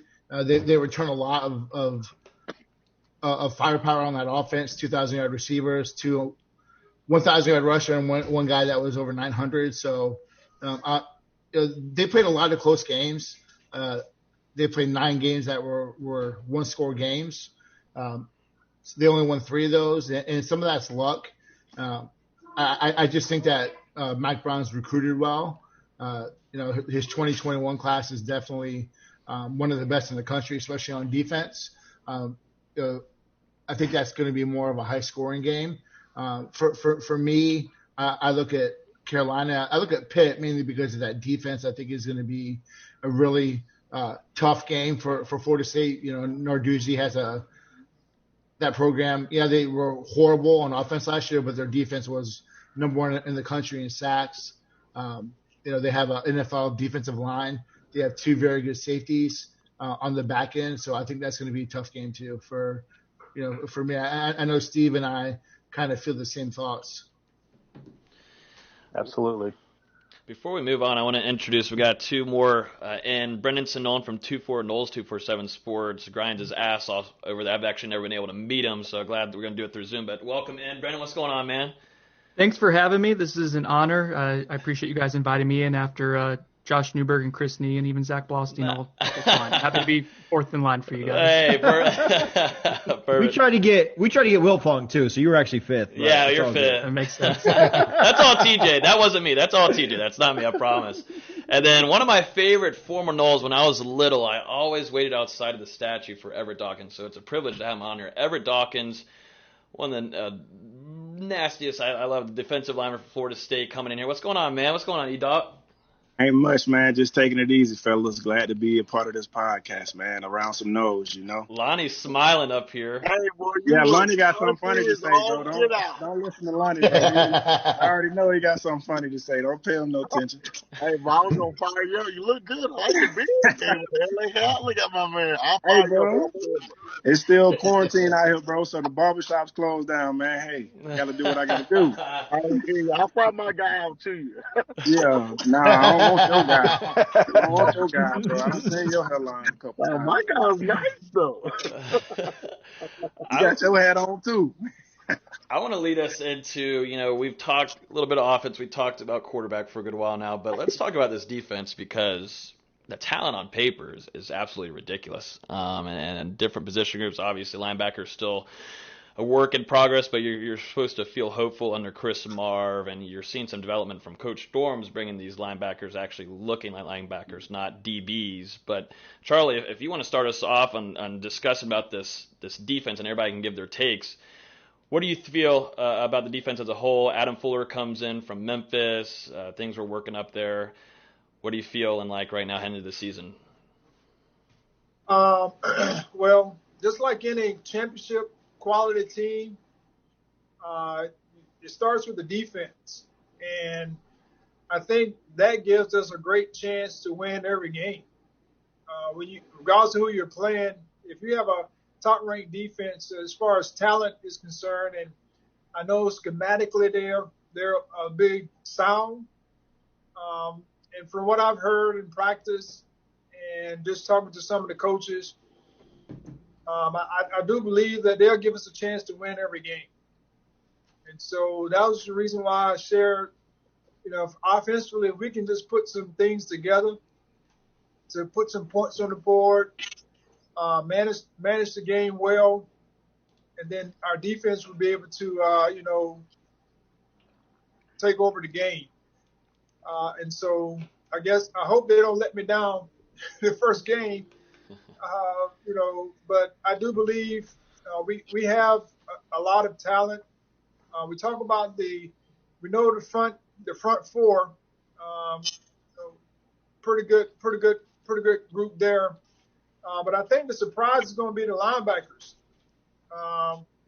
With the young, they got a good mix. Well, I got one thing to say. Of older guys. Florida State, if we're gonna do it, then and some younger guys that they're very high on. And so I think that's going to be very, very important just for depth, from depth standpoint. But I think the key is going to be our back end because the front seven will definitely put pressure on. But we got to be able to hold up on the back end, which I do believe we have enough guys back there with the transfers coming in, and then the guys we've had in the past filling in. I just do believe our defense will be really, really solid, and it gives us a chance to win every game. Dawkins, how are you feeling about Marvin Wilson? Good. That whole defensive line. Yeah, as a D lineman, I'm feeling good because we have everything we need. We're stacked on the D line. My big thing is we have the guys are bigger than they used to be. So, but I got one thing to say. Of course, we may have had a little bit more energy back in our day, but now if we can get those guys off the field, man, and not have them out there all day, like I saw it, even these past couple of years, everybody's been able to see it. The D line has been there, defense is there, but when you got them kids out on the field for all these plays, man, I don't know nobody that's going to make it through it. You know what I mean? And when it gets later in the game, it kind of shows, the mistakes start happening and coming in. So I'm feeling good about the defense, man. And I'm feeling good about what Coach Norvell has brought in on the offensive side to help these guys out, man. So really, I think, man, I just want to win. You know what I mean? Like I can't enjoy football right now. You know what I mean? So, and I'm pretty sure it's the same way with everybody else, former players and even fans. Like it's not fun watching, your team not do good. So, man, I'm really expecting a lot out of the D line, especially, and see where everybody else is at. I agree. This D line is nasty. I mean, it's ridiculous. They're big, man, but it's just they can't be on the field all day. You know what I mean? If they're on the field all day, you're not gonna get what you expect out of them. You know what I mean? It's hard. It's hot. You know what I mean? Just coming from a D lineman, anybody will tell you. But those long drives all game, it's a killer. I agree. For Brennan and Steve, I got a question for y'all. Obviously, we have transfers galore, which is going to be one of the most exciting things to see because we haven't even had a spring game to look at. But with Jerrion Jones, who obviously is going to play a lot, expected to be a starter. Also now you got Lovett, too, that's going to help on the D-line. Miko Dotson, too, who led the country last season in interception. Give me your thoughts on those transfers helping out that defensive side of the ball. Steve, do you want to go first? Gentlemen first. Gentlemen, okay. All right. So, yeah, it's, you look at Jones, and he was probably, of the transfers we got, he was probably the least heralded. A lot of people made a lot of Lovett coming in, and was he going to be able to steal some time away from Cooper? And obviously, like you said, Dotson led the country in interceptions last year. But now you look at the depth chart that come out, Dotson's essentially third down there, he's with Akeem Dent behind Jones. So, Jones is starting and Lovett's sitting behind Cooper, but adding that extra little bit of depth, especially with Lovett on that defensive line, as Edoc was just talking about, now you have three deep at defensive tackle. So even if the offensive line and the offense isn't able to sustain drives, now you have that depth there to where they're able to get off the field more and you don't lose as much. Who else can say they have a second string defensive tackle of Corey Durden and Fabian Lovett, both who might be playing in the NFL in 2 years? How many teams can say that? Not many. Mm-hmm. Maybe Alabama can say that. Clemson might be able to say that, but outside of that, you don't have that, and then you even have some really talented young guys in the third string. True Thompson played as a true freshman last year and did surprisingly well for a true freshman at the nose tackle. You got Malcolm Ray, you got, some of those other guys who can come in and get even more reps. So it's really key to have that kind of depth, especially when the offense is going to take a little bit of time to gel. They're coming into a new scheme, new coaching, and a few new players. So, even with the best of coaching, you have that transition. There's always going to be a little bit there to where it takes them to catch up. So, which as a side note, that's why I really question Miami and how good their offense is doing in the spring right now and destroying that defense. I don't look at that as, their offense is going to be amazing. I look at that as something's wrong with their defense. But, and then in the secondary, I think they said he's never seen anything like this. The defensive back coach, that he's never seen this much talent. We're really three deep, three guys, at corner and safety who would pretty much start or play for just about any other team. So that's really key. And then, Charlie, talked about it earlier too, about the linebackers being real key. It's probably the best linebacker group we've had since 2013. And which isn't saying a whole lot, but it adds that much more to where if we get Josh and Janarius able to put some heat on the passer and passing situations from that defensive end spot, if we can get that pass rush, it can be an elite defense, and it'll really hold us in just about every single game. So, it's getting those transfers, to your question, is very key to adding that extra depth. Could our defense have been a good defense without those guys? Certainly.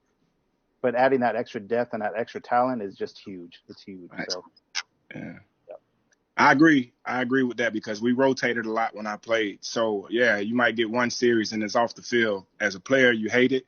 But for the reason you just said, it makes sense, especially when you're dealing with the offense. So I agree.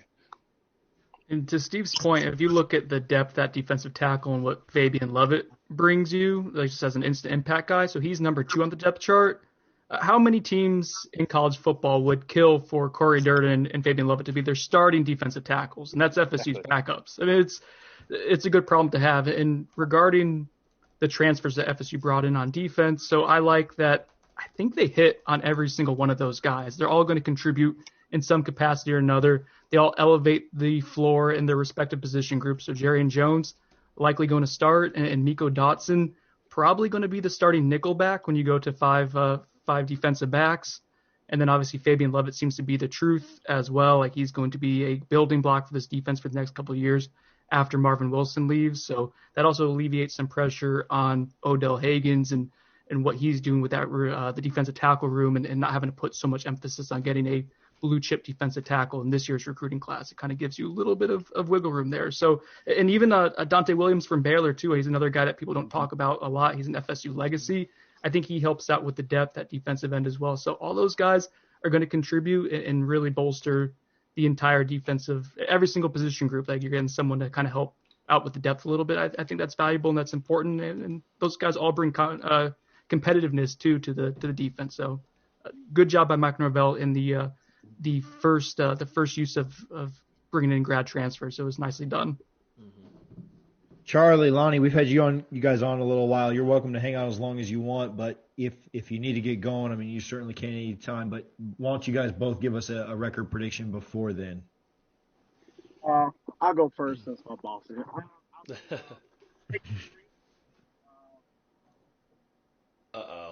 Lonnie, I think your hand might be covering up the audio. Hold on. There we go. Hear me now? Yeah, you're good now again. 8-3. Like Freddie said, that Miami game's kind of tough, but I think 8-3. I mean, you got Clemson, Clemson's going to be tough. Louisville, Notre Dame. So I say 8-3. But like I said, at the end of the day, I'm excited for this year. I know my liver needs a good year. I'm right there with you. They have been very, very special, and my liver knows that FSU plays this Saturday. So I think 8-3, and I think that's great. Hopefully I think this first game, if we get that first win, I think everything else is just flow. Once you start winning games and doing different things like that, I think everything is flow. So I'm excited for this year. Like I said, defensively, I think we're going to be great. Like I said, I think it all comes down to the team and what they build. But I'm very excited to see Blackman this year. Like I said, I'm his biggest fan, so I can't wait to see him and just to see where have learned from last year to this year. So I'm excited for this year. And like I said, if I had to predict a season, I say 8-3 for this year, which I'm perfectly fine with. Mm-hmm. If we can win more, perfect. If not, it is what it is. I worry about your liver a little bit in a good year, too, because I remember tailgating in Atlanta with you during the good times. Well, I don't know if a good year is good for you either, but that was not Lonnie Pryor you were tailgating. That was not him. I knew you were hanging out with, but that was definitely a great. And we lost. I remember. That game there is so bad. Anyway, no, I don't want to talk about it. I don't want to talk about that game I don't want to talk about a lot of games we lost. But anyways, that's here near there. But good time in Atlanta though. But thanks for having me. I appreciate it. Appreciate you, Lonnie. Appreciate you, man. All right, man. Y'all take care. Go Noles. Go Noles, man. All right, Charlie, what about you, bud? Well, I guess I'm going to be on the optimistic side. Oh. I would say 8-3 as well. But if we can get to a point where we're rolling, I would say 9-2. Okay. You know, I mean, people are saying Notre Dame. I don't know. Maybe I don't know what's different about Notre Dame this year as opposed to last year. I know they have the Ian Book, but they lost their best receiver, and I'm not sure what they have from the defensive standpoint. But I just believe that we have what it takes to beat anyone, even Clemson. And people are like, well, man, that's just going a little bit too overboard. But I just think we have the athletes, and now that we have a coaching staff that everyone believes in, and the stability that we have, they'll give us a chance to win every game. With the defense we have, offensively, of course, this is barring no injuries, defensively or offensively. But I just think we can go 8-3 or 9-4. I'm 9-2. If we can catch the right, win some close games. I think that's pretty solid. We talked about it on our podcast too, Charlie, and also you're on Double Fries, no slaw, and I think 8-3 is a very optimistic, but also not too crazy thought because there's some teams that Florida State could have beaten in the last couple of seasons, but simple, silly mistakes and doing stupid things that causing them trouble is what made Florida State lose some of those. So I think 8-3 is a solid pick. 9-2 though, I think you might be the first person on here this evening that has predicted that, right, TJ and Nate? I believe. That's a little down from Peage's prediction, but that is true. That is true. Pretty solid. That is true. Oh my! But yes, Charlie, definitely appreciate you as always. Go home and get some rest. I see you're still in the office.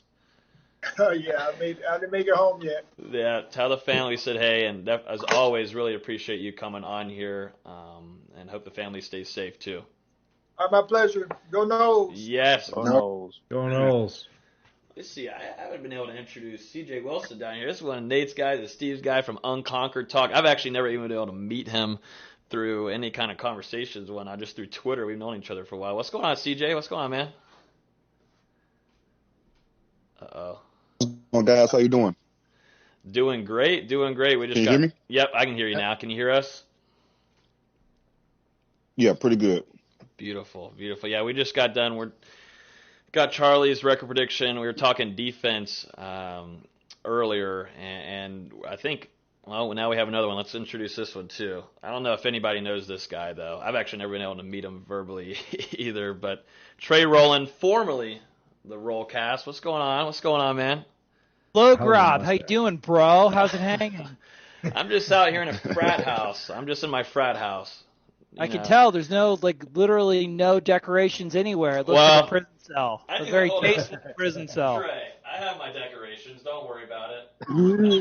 Well, Natty Ice, you are a psychopath. Well, I'm a psychopath. I'm in college. Also, this is all because of Willie Taggart. That's all. That's the blame right there. All right. Well, add it to his buyout. You need to graduate to bourbon, man. Bourbon. Yeah. So what's the deal? Can I say whatever I want? Did Travis Johnson already ruin your explicit rating? No. We're screwed. We're screwed now. This might be our first and last time ever doing this. So that's okay. Well, it's all right. The Steam panel. TJ, where's my bro Richie? Where's our Barnes at? Richie had a fantasy draft. He crapped out on us about halfway through. Yeah. Disgusting. Lack of commitment. Not surprised. Yeah. Nothing new from him.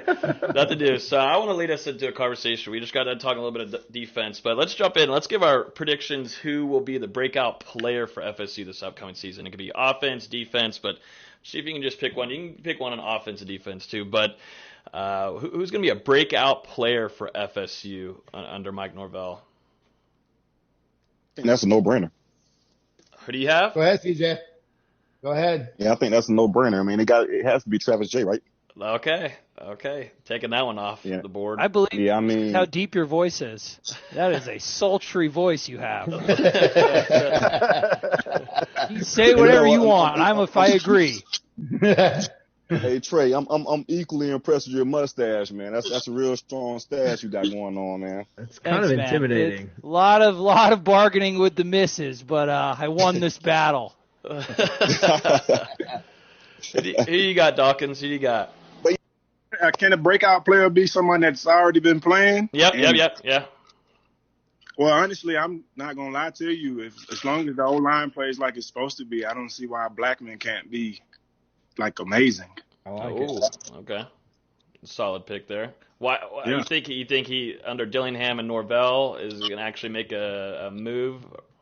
It's honestly, man, we've been seeing him get hit so much over the years, bro. Like, who could, like, he's got beat like no other quarterback that I've seen in Florida State. You know what I mean? Like, it wasn't even that bad when I first got there. So I just got to give him I feel like he can be great because we saw those strides, but, you know, also we saw him get hit upside the head 30 times in the game. You know what I mean? So, yeah, I think Blackman can, especially with the athletes that we got there now. You know, we've always had athletes, but if the O-line can hold up, man, I think we can do great. We can do anything, honestly. Peach, what do you have up there? I think on the flip end for Blackman, and my bad. I just want to add on something real quick to Blackman on the flip end. He hasn't had proper coaching either. The best coaching he's had is his freshman year of Jimbo, and Jimbo is halfway checked out anyways. He hasn't had a real QB coach in regards to, you know, how the game is played. You know, we all know in regards to Browse.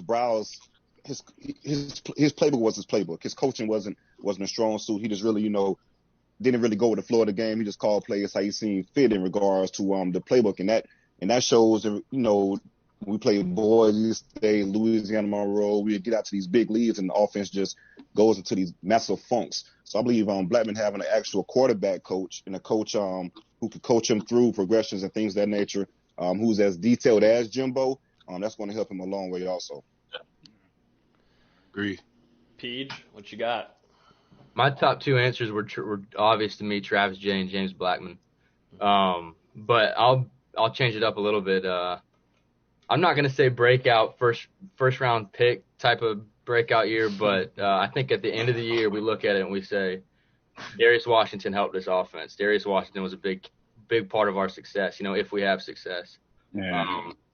I think he's a solid, you know, I think we got some solid young pieces, Maurice Smith and Dante Lucas, but I think Darius Washington, probably the only tackle on the roster, so I hope he is.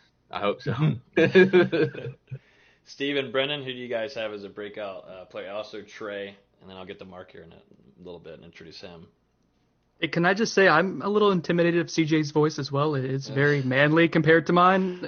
I am not, however, correct, Brendan. Yes, it is. Yes, it is. I am not. I was going to say, Trey, I'm not intimidated by your mustache. However, it looks like it's actually growing out of your nose, which is something in and of itself. Thank you for analyzing my nostrils, Brendan. Give us your terrible prediction now.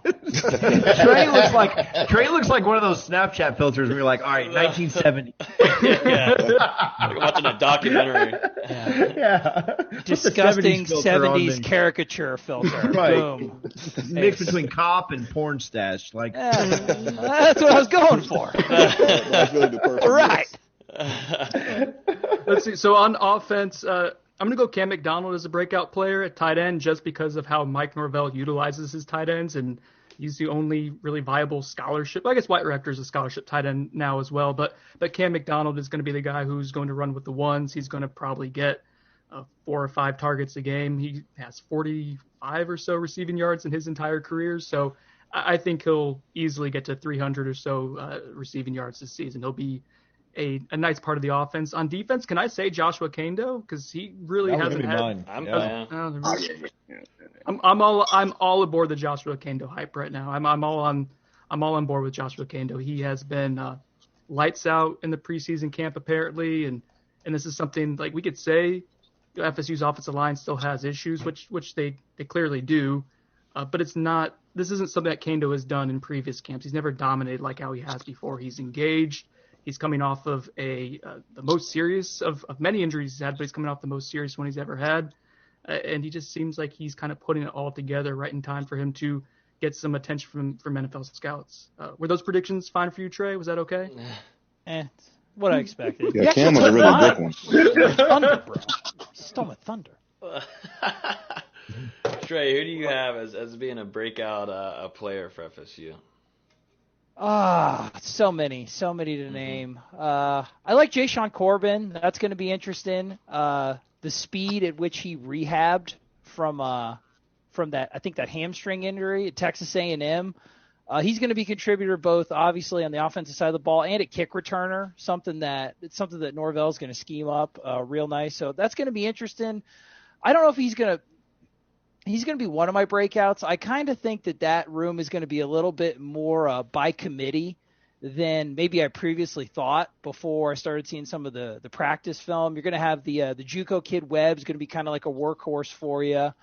Then I think the freshmen are going to get a pretty like a glut of carries, Toafili, Wren, Ja'Kai. So Corbin's going to be somebody just almost by default just because he hasn't done much yet in his college career that's going to be a breakout.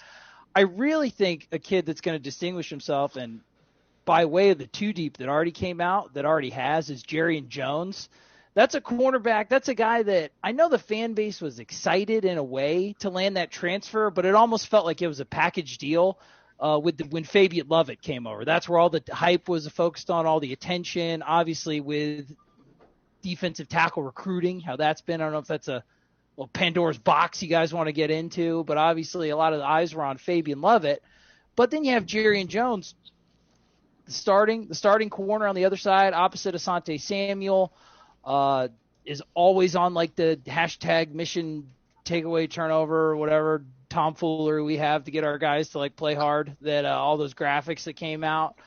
But an impressive kid at Mississippi State, and I think that one that's going to he's gonna make an impact in a very loaded secondary. So the fact that he's already had a great camp, already distinguished himself, top of the two deep, which is no easy feat considering all the athletes that they got back there. So Sean Corbin, Jerrion Jones, two guys that transferred from the SEC to Florida State.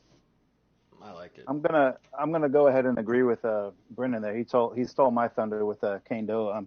I'm not typically one who buys into a lot of the coaches' hype. You know, every preseason they always got guys that they go to town on. Oh, this guy, they praise him, and typically I don't buy that. But when you start seeing the offensive coaches start praising defensive guys, that's when I start to look a little bit. And I think he could potentially have a double-digit sack season and really turn that defense into an elite defense. So Kane Doe is my guy. That's my breakout guy. Okay.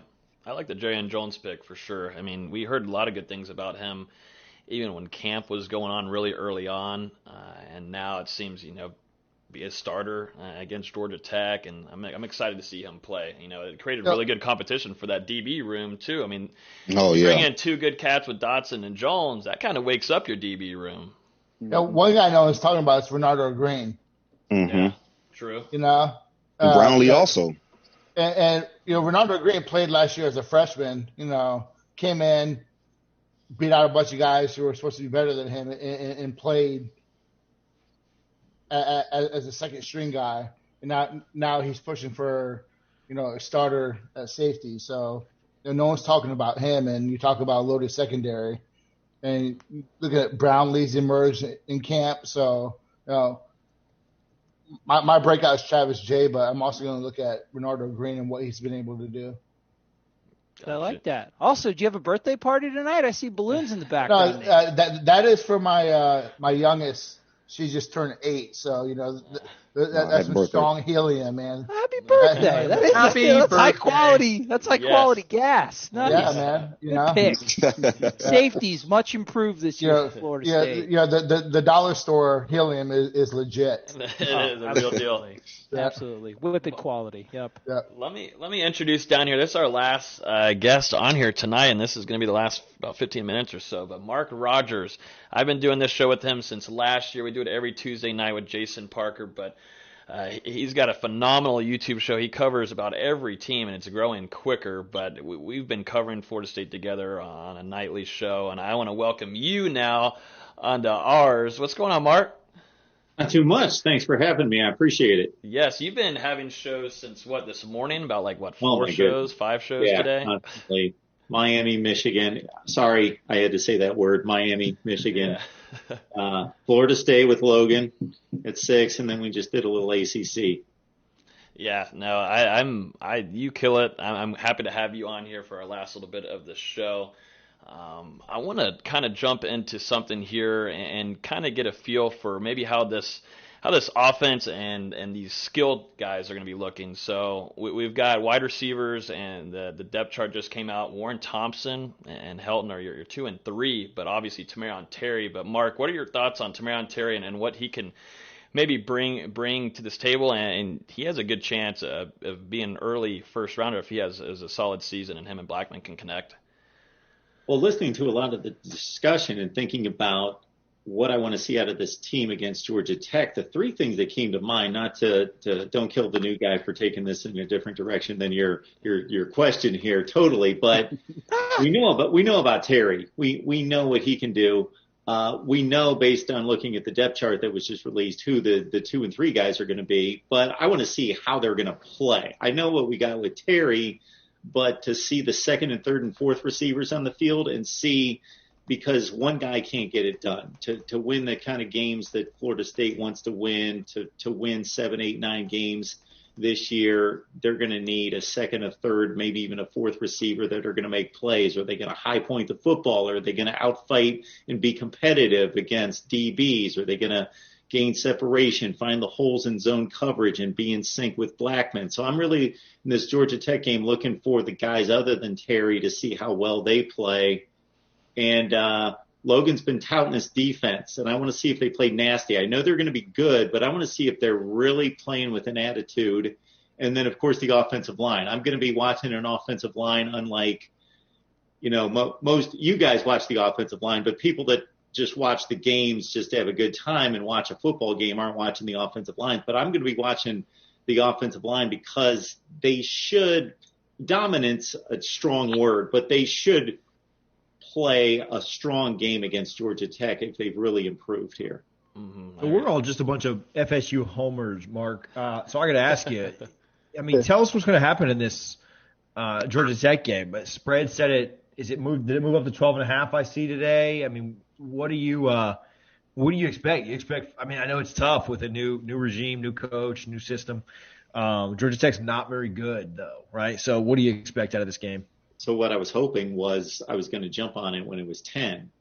Mm-hmm. So I failed to do that because that's what I wanted, is that thing to be around 10 and jump on Florida State, because they should win by 17-21 at least.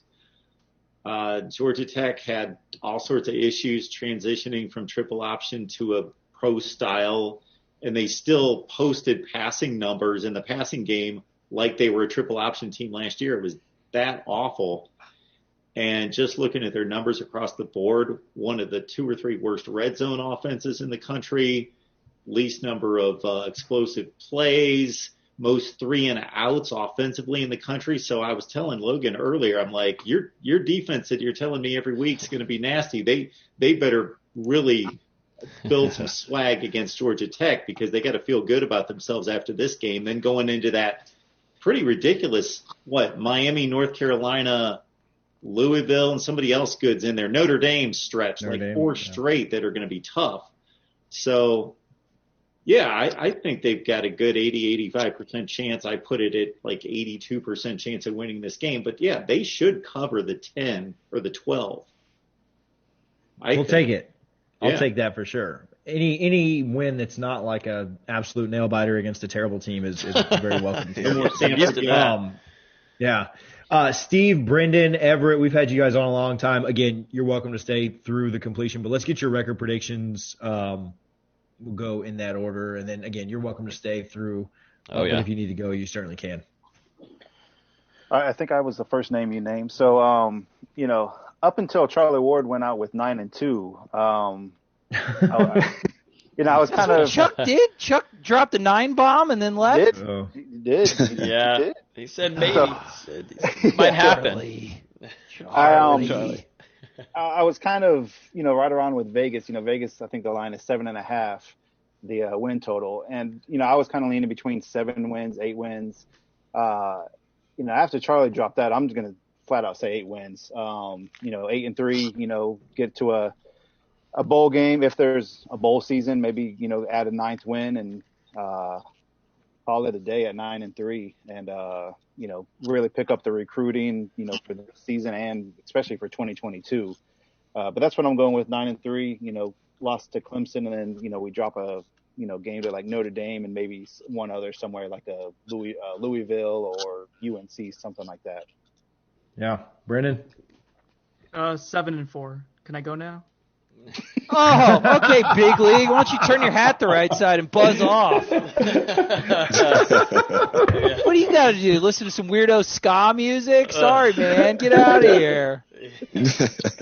On the bench, just surpassed its 1 millionth download. Yeah, okay, great. Talk that talk, bro. Talk that talk.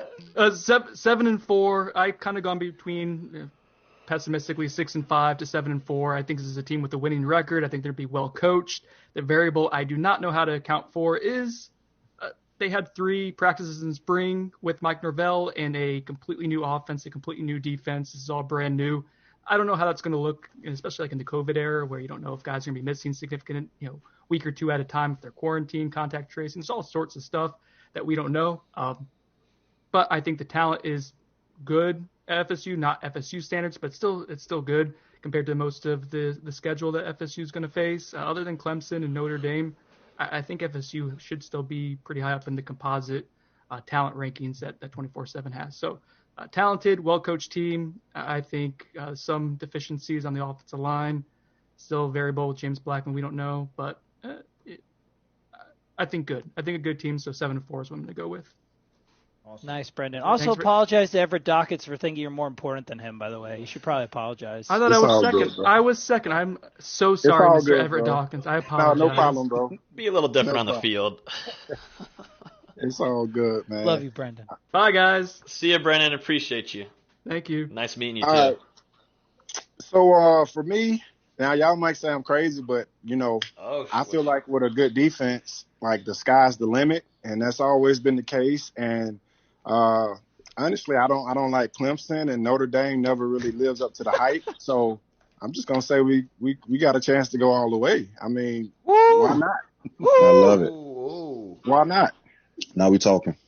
I'm just saying because Clemson lost a lot last year. Now I know they got a lot coming in, but we've had chances to beat Clemson. You feel me? Like I've seen it like multiple times. Maybe not, just here and there every year, but we've had chances, man, and I think if our D-line is what it's supposed to be, our secondary is stacked like it's supposed to be, the linebackers, but I think we can go. Like, why not? Yeah, no, I don't think the ACC is that tough for us not to be able to. You know what I mean? Of course, Clemson has always given us a problem, but I don't like Clemson, so I'll never say they're going to beat us. So, yeah. That's pretty much my take. I like it. I like that. Finally, need someone to do it, except for. Because why not though? You know what I mean? If everything is like it's supposed to be, now I'm not gonna lie. I said the same thing, but I'm pretty sure a lot of you other guys thought it was gonna be great with Willie Taggart, how everything was hyped up. But I know some cats from Memphis, that played there, and they speak highly of this coach and just the way that they do things. You know what I mean? He knows how to get the running back, free, and it's a different offense in the ACC, so I don't see why our offense, even being, I'm not going to say mediocre, or they may not have reached their full potential yet this season, but, throwing those little trick plays and stuff in there, we can win games. And like you say, Georgia Tech, I'm taking the 12 all day. You know what I mean? Like, there's no Georgia Tech is sorry. Now, if I lose my money that first game, then I'm not messing. I'm not betting no more games. We can't let you back on here then. We can't let you back on here for next year. It's all good, bro. It's all good. I'm taking the 12 points though, for sure. Like it's Georgia Tech, and I just have that mentality when it comes to Florida State all the time. Like, that's why if we're doing bad, I can't watch the games. Like if we're doing bad, I know you guys, I try not to drink, so I can't watch the game. You know what I mean? It's rough. So, yeah, man. Oh, yeah, definitely. As you can tell, I did a really good job on this wall. I didn't really have to drink much, so your Taggart didn't do me too bad. It's understandable, bro. Understandable. But hey, I appreciate you. Like I said, you can stay on. All of you guys can. I know it's late and whatever you guys want to do, but we're just going to continue talking here to finish it off. We might go a little bit over here, but you know what?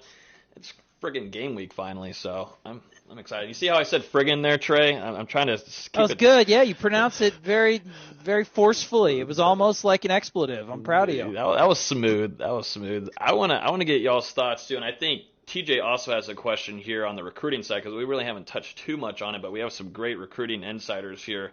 But I want to get quick thoughts too on, and it kind of goes to Mark too. And I told him I would ask him this, but the difference between Willie Taggart and Norvell and what you expect to see with this team, because we talked about discipline at the earlier part of the show, Mark, but I think it's good to note too, I think there's a better chemistry between this coaching staff than maybe what Willie Taggart had. Willie Taggart had problems with Walt Bell. He also had little miscommunication and maybe some troubles in the locker room with Kendall Briles. Didn't go on the way that they wanted to be. But what are your thoughts on what might be the big difference here between Taggart and Norvell? Yeah, so I'm the outsider that sits and watches college football for 14 or 15 hours on Saturday. So I'm watching the best games, but doing this with Logan and the guys for the last, 70 weeks. I made sure every Florida State game, even though you guys were a bit down last year, of course, so they weren't at the top of my viewing list. I was watching all the cut downs, so I'm watching every play the entire season, is that, and just watching the games the year before as well, these 2 years under Taggart, I was just astounded at the lack of, first of all, understanding what they were trying to do on offense. And also seeing the mistakes made in week 10 and 11 that were being made in week 1, not lining up correctly on offense, having to call timeouts, guys looking around, trying to figure out. I can think of very few teams across the country that were having the kind of problems that Florida State was having just routinely in terms of the stuff that Logan's talking about with discipline and assignments, that I just think Mike Norvell's going to clean up, even though he's getting hit with the typical first-year challenges multiplied about 10 times because of the situation with no spring football, lack of communication and direct communication with the team for all that time until pretty much July and August. So regardless of what the record's going to be this year for Florida State, I give them a bit of a mulligan. You guys don't want to take another down season, I know, but I'm going to be okay with just about anything this year out of Norvell or any first-year coach, considering the circumstances for me. Yeah. Anybody want to give any takes on that discipline, on what went down, and maybe there might be a difference changer? That was my bad. Yeah, I agree with him on that, because that was terrible. You know what I mean? Like, when people point fingers, stuff like that, that's coaching. Like, players should know where they're lining up. Like, I don't see, it was crazy, man. And that's why I said I couldn't watch it, because it was just really, disgusting to watch sometimes, But go ahead, yeah. I just had to say that. I was talking to a walk-on earlier today, and just kind of getting his feel of the team. Trey's a nice guy. You don't have to call him that, bro. Nah.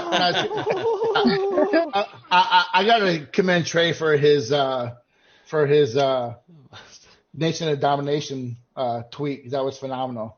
Thanks, man. Anytime I can work in a Farouk reference on game week, yes. do what I can. That has to be tied in somewhere. But he was talking about just the sheer difference in how Norvell doesn't leave anything untouched when it comes to details. And he used the whole rain break and how he doesn't think that there's many teams, if any at all, that are going through the small details of what Norvell is doing. And I think that results in more discipline in everything that they're going to do this year. He's not going to allow the bullshit like the other staff has. Yeah. Oh, and I'd point to, I don't want to bring up a player, but we all know of one that was a starting linebacker that it was, every week something just stupid as a veteran, doing something just stupid against sissy He's not opponents. there, so let's talk about Jackson. Let's just, he's not here anymore. Yeah, well, then you go over to the sideline, and guess what happens? You get a little tap on the shoulder by Taggart, and you get a little tap on the helmet and say, okay, let's just not do this again. And guess what happens next week, or what happens 2 drives later? It happens. And these players, when coming into Florida State, most of them were there for Jimbo Fisher, and during his prime there, Jimbo was strict. And then when you go to Willie Taggart, I think it was more of making friends. Obviously, this has been talked about enough. I don't want to run into the ground, but I think with Norvell, though, Jackson was a Brewster recruit. Okay, Dante Jackson was a Brewster recruit. Well, and go ahead. No, I was going to Trey. say, if you guys wanted to move it from a different direction, because it's a little bit of different take on your premise, Logan, I don't know if there's necessarily – I mean, you're going to see more personal discipline just because the staff's more organized, but I know one thing you're definitely going to see is more scheme discipline. If you kind of go back to the 2019 and the 2018 Florida State teams, what you saw was two sides of the ball that were basically like Frankenstein schemes, like Franken schemes. You had Willie Taggart bring in an offensive coordinator that literally had zero knowledge of his offense. You had like a Walt Bell, a guy from the Arkansas State Blake Anderson mold, forced him into running a Briles offense, and the continuity was not there. It was not a well-coordinated offense between the layers, between the skill positions, between the tempo, between forcing a DeAndre Francois, he of the wonderful lipstick tattoo, but of terrible zone readability, to get him to pull the ball. 2019, you fast forward, and it's the same. You have continuity because Briles and Taggart on the same page. However, you get into situations like Wake Forest, like who's really calling the plays, who's calling what, who's doing this. But you have disorganization from a scheme standpoint on the defensive side of the ball. You had Harlan Barnett, a career 4-3 Michigan State guy, placed into a burlap sack, beaten, taken over by Jim Leavitt until he ran a 3-4 that he had no idea how to run. So you had a team with a defensive line largely the same as the one that we're touting right now as one of the best in the country and one of the most porous run defenses I've ever seen. You had guys double gapping, going into the same gap. There was no gap discipline. There hasn't been discipline on special teams for 3 to 4 years. So with Norvell, you're going to have a fully coordinated defense. You're going to have defensive linemen where they need to be, linebackers filling them, a coordinated blitz. Ooh, that'll be nice. That'll be fun. A back end that's going to be playing in conjunction with the front end. You're going to have a special teams unit that is going to be staying in their lanes on like kickoffs and punt returns and having their assignments. 11 guys on the field. Shout out Alonzo Hampton. That was a fun foray there. But so I think you're going to see a lot of scheme discipline. I don't know if you're going to see the personal discipline that you would traditionally point out to like less penalties. There may be less like pre-snap and formation penalties, as Bud Elliott, Ingram Smith, they pointed out on the Noles cast. Memphis wasn't really a team that was one of the least penalized in the country. It's not a service academy. But then you don't really want to be. The best teams are kind of in the middle anyway. You want to have some of those penalties of aggression. You want to get away with what you can. So I think there's definitely going to be more scheme discipline. I don't know if you're necessarily going to see all of the dumbass plays eliminated just because that kind of takes time. It's more of a cultural shift. But you're definitely going to see culture. You're definitely going to see. Yeah, that's the whole thing. A coaching staff that wasn't plucked from like the random like plan Bs and plan Cs. It was all the guys that Norvell wanted. They've all worked together. They're all familiar with each other, and there's at least some sort of thought consistency. Just to piggyback on that, everything you just said, we still had an opportunity last year to win 9 games. Sure, yeah. 9 games on the table. Right, and then you also had some opportunity to lose. Lose some games, that's true too. Right, so it went on both sides. And there were some pretty good teams that we should have beat in regards to Virginia, who went to the Orange Bowl. That was a winnable game. Boise State, we should have dominated them, and they were one of the best teams in the Mountain West. And then you got Wake Forest was a pretty solid team who we should have won. So going back to what Everett said, like Florida State is Florida State. I mean, we still have some of the best talent in regards to the conference. We're not the 2013 FSU, but we're still better than most in the ACC. So yeah, for sure. You factor in detailed coaching, you'll definitely get more wins with the type of talent we have. And I feel like a lot of the fan base's fears of this season and stuff like that is due to all the things you named in regards to what we lack. But if you look at the grand picture of it, talent-wise, we're right on par with the conference. And like I said, if we just get the coaching in some of the areas that you mentioned, we should be pretty fine. One thing I want to bring out too. Go ahead, Steve. Yeah. Go ahead, Steve. One thing I want to bring out too, coming from the coaching end of things, coaches can only do so much in terms of discipline. Every coach is going to send somebody to go run laps, or to do stadiums late at night, as, Mark Richt and those guys used to do at Florida State back in the day.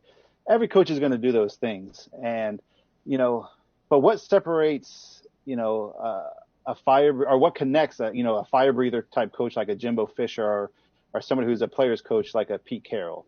The thing that connects them is the players buy in to what those coaches are selling. So you can have a fire breather that's successful. You can have a fire breather that's not successful. And you can have a player's coach that's successful and a player's coach that's not successful. The thing that is going to, again, bind them together and make them similar is those players believing in those coaches, believing in the schemes, and having love for those coaches and respect for those coaches, to where if those coaches say something, they're going to do it. And that's, I think, the biggest difference between what we saw the last 2 years and really the last 3 years, because the last couple of years with Jimbo, you can see there wasn't a whole lot of respect. There wasn't a whole lot of buy-in to what Jimbo was selling there at the end. Whereas now you look at it and, you see how Marv talks about it. You see how a lot of these players are talking about Coach Norvell. And it's still early, obviously, but they seem to buy in and they seem to have a lot of respect for these coaches. And that goes a long way in terms of discipline and the players doing what the coaches are asking and not just kind of disregarding them. As we've talked about Jackson before, okay, tap on the shoulder. Hey, don't do that again. And he goes right back and do it. Even if Taggart doesn't do a whole lot, if Jackson believes in Taggart and has respect for him, he's going to do what he says, even if there's nothing hard following up, hard kind of punishment following that up. So if they just buy into Norvell, which we've seen they seem to be doing so far, if they just buy into Norvell and these coaching staffs, that discipline and that culture is going to be completely changed. Hey, guys, I'm going to step out. I appreciate you having me. Yes, definitely.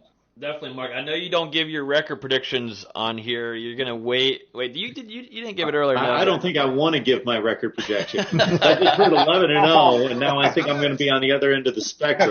Yeah.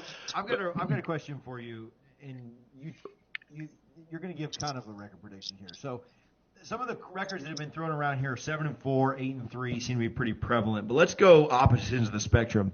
Is Florida State, in your mind, closer to 6-5 this year or closer to 8-3? You don't have to give a prediction, but since I'm looking at 6-5, I guess they're closer to 6-5. Oh my! All right, man. It was nice having you. Yeah, see ya, audience. That's good to get a little blood circulating in the. Get it going here. Yeah. But honestly, though, with an all-conference schedule, man, that 6-5 and 8-3 isn't really so far off. Well, see, yeah, exactly. Like I threw out Florida at 7-3, and you can imagine after what they've done the last 2 years, Gator fans were going crazy. But I'm saying, well, if you really look at it, all your Group of 5 and FCS games that are give me wins are gone.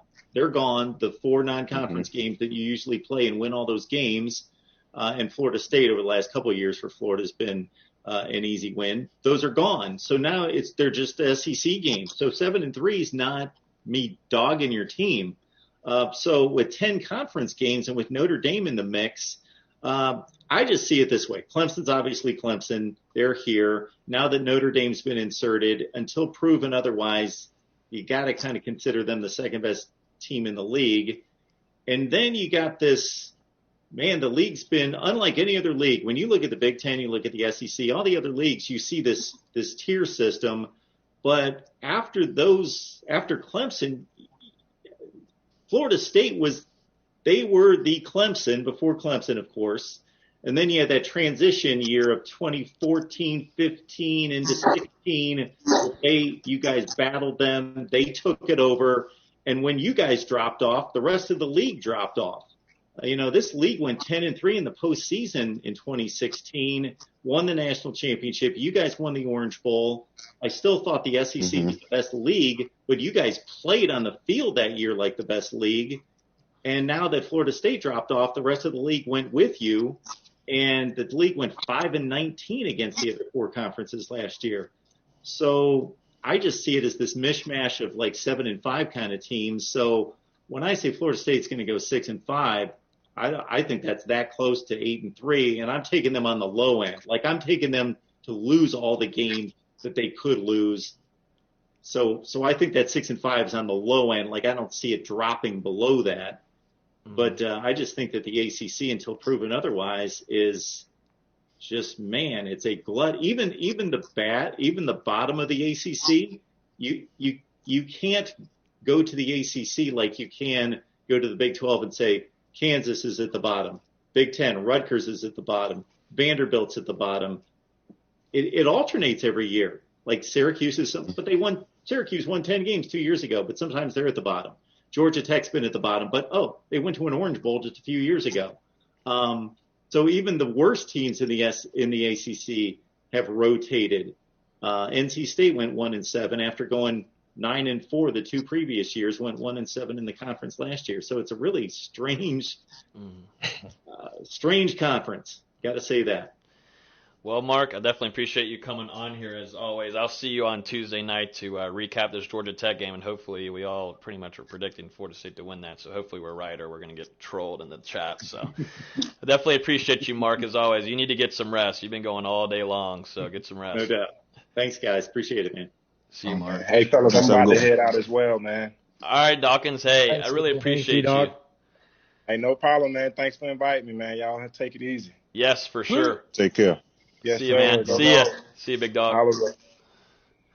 Jumping into recruiting real quick, and so I really think everybody on here is probably a good one here. Maybe this is best for Nate first, and then we can kind of go around the horn. But I don't think I think he's right. 6-5 is pretty close to 8-3 in a normal year, right? If you get some of the easier wins, but I don't know that a recruit's going to rationalize that, right? 6-5 still doesn't look very good. So my question is, let's ignore 7-4, but let's say your most realistic records are 6-5, 7-4, and 8-3, right? Maybe not in that order, but those are probably the most 3 realistic records that Florida State finishes with. Sitting at 25 right now in the recruiting rankings. If Florida State goes 8-3, what's their ceiling for this recruiting class? If they go 6-5, what's their ceiling for this recruiting class? Well, I think that if you start on the low end of the spectrum, they're going to stay where they're at right now. I think that what they have in terms of their commitments, I don't really see many more jumping off the boat. I know they lost a couple guys, and there's some question marks on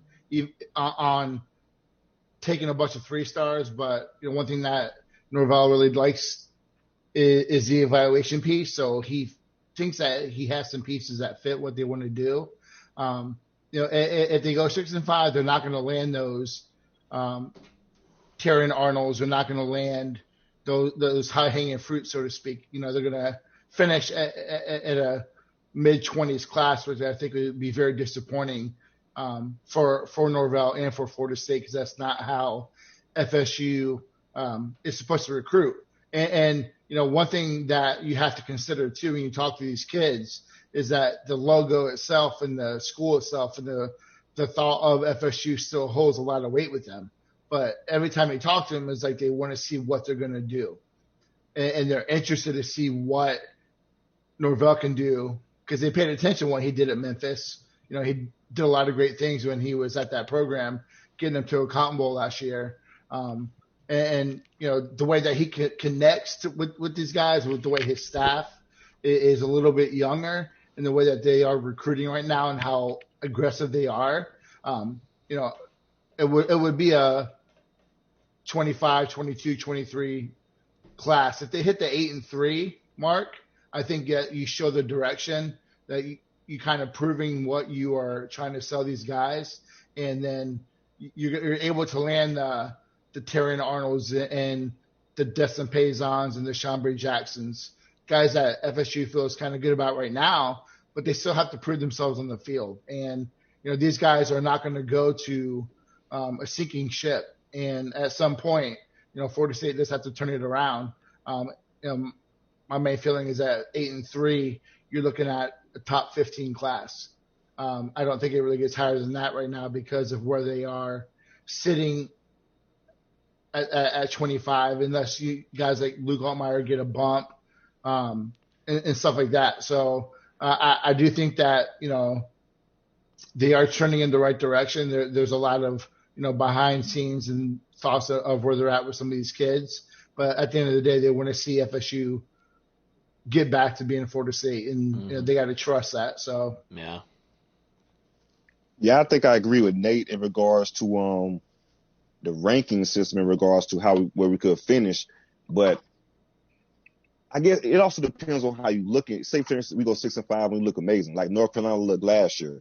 I guess it really depends on how you look. If you look like you're competitive and you're ready to take that jump, kids can see that and they can buy into that. And you can see that with North Carolina. Now, North Carolina has some really great recruiters on their staff. Don't get me wrong, but they see the potential in North Carolina. You got a freshman quarterback in Sam Howell, who was amazing. They see what North Carolina could be. If you look at the past couple years at FSU, it's no really positive signs in regards to FSU football. The losses were bad. A lot of the wins were wins that shouldn't have been close at all. So again, I feel like it's the product you put out on the field and how you look in those 6-5, because you can look like two totally different teams with the same 6-5 record. Mm-hmm. Yeah, North Carolina went 6-6 last year, and they looked competent, and they have all this hype, and they had one more win than us. So yeah, exactly. I feel you. To CJ's point, I put out something on Twitter probably a month or so ago. It's like the last 11 games, like high-profile games for Florida State, we've been blown out in, and that's what recruits are seeing. If they see 6-5, but 6 of those wins, or 2 or 3 of those wins, are on national TV, and they see them, that's a huge difference from being blown out for 11 straight games on national TV. Conversely, you can go 8-3, but if all your only 3 national big time games are all blowouts and you've been blown out in those 3 losses, how good are recruits going to look at you if you're you beat 8 scrub teams, but you got blown out by Clemson, Notre Dame, and North Carolina. So how we look is going to be even more important than that schedule. But 6-5 and 8-3, like you said, TJ, there's a pretty big difference to recruits in that aspect. You go 6-5 and you look good, or go 8-3 and you look good.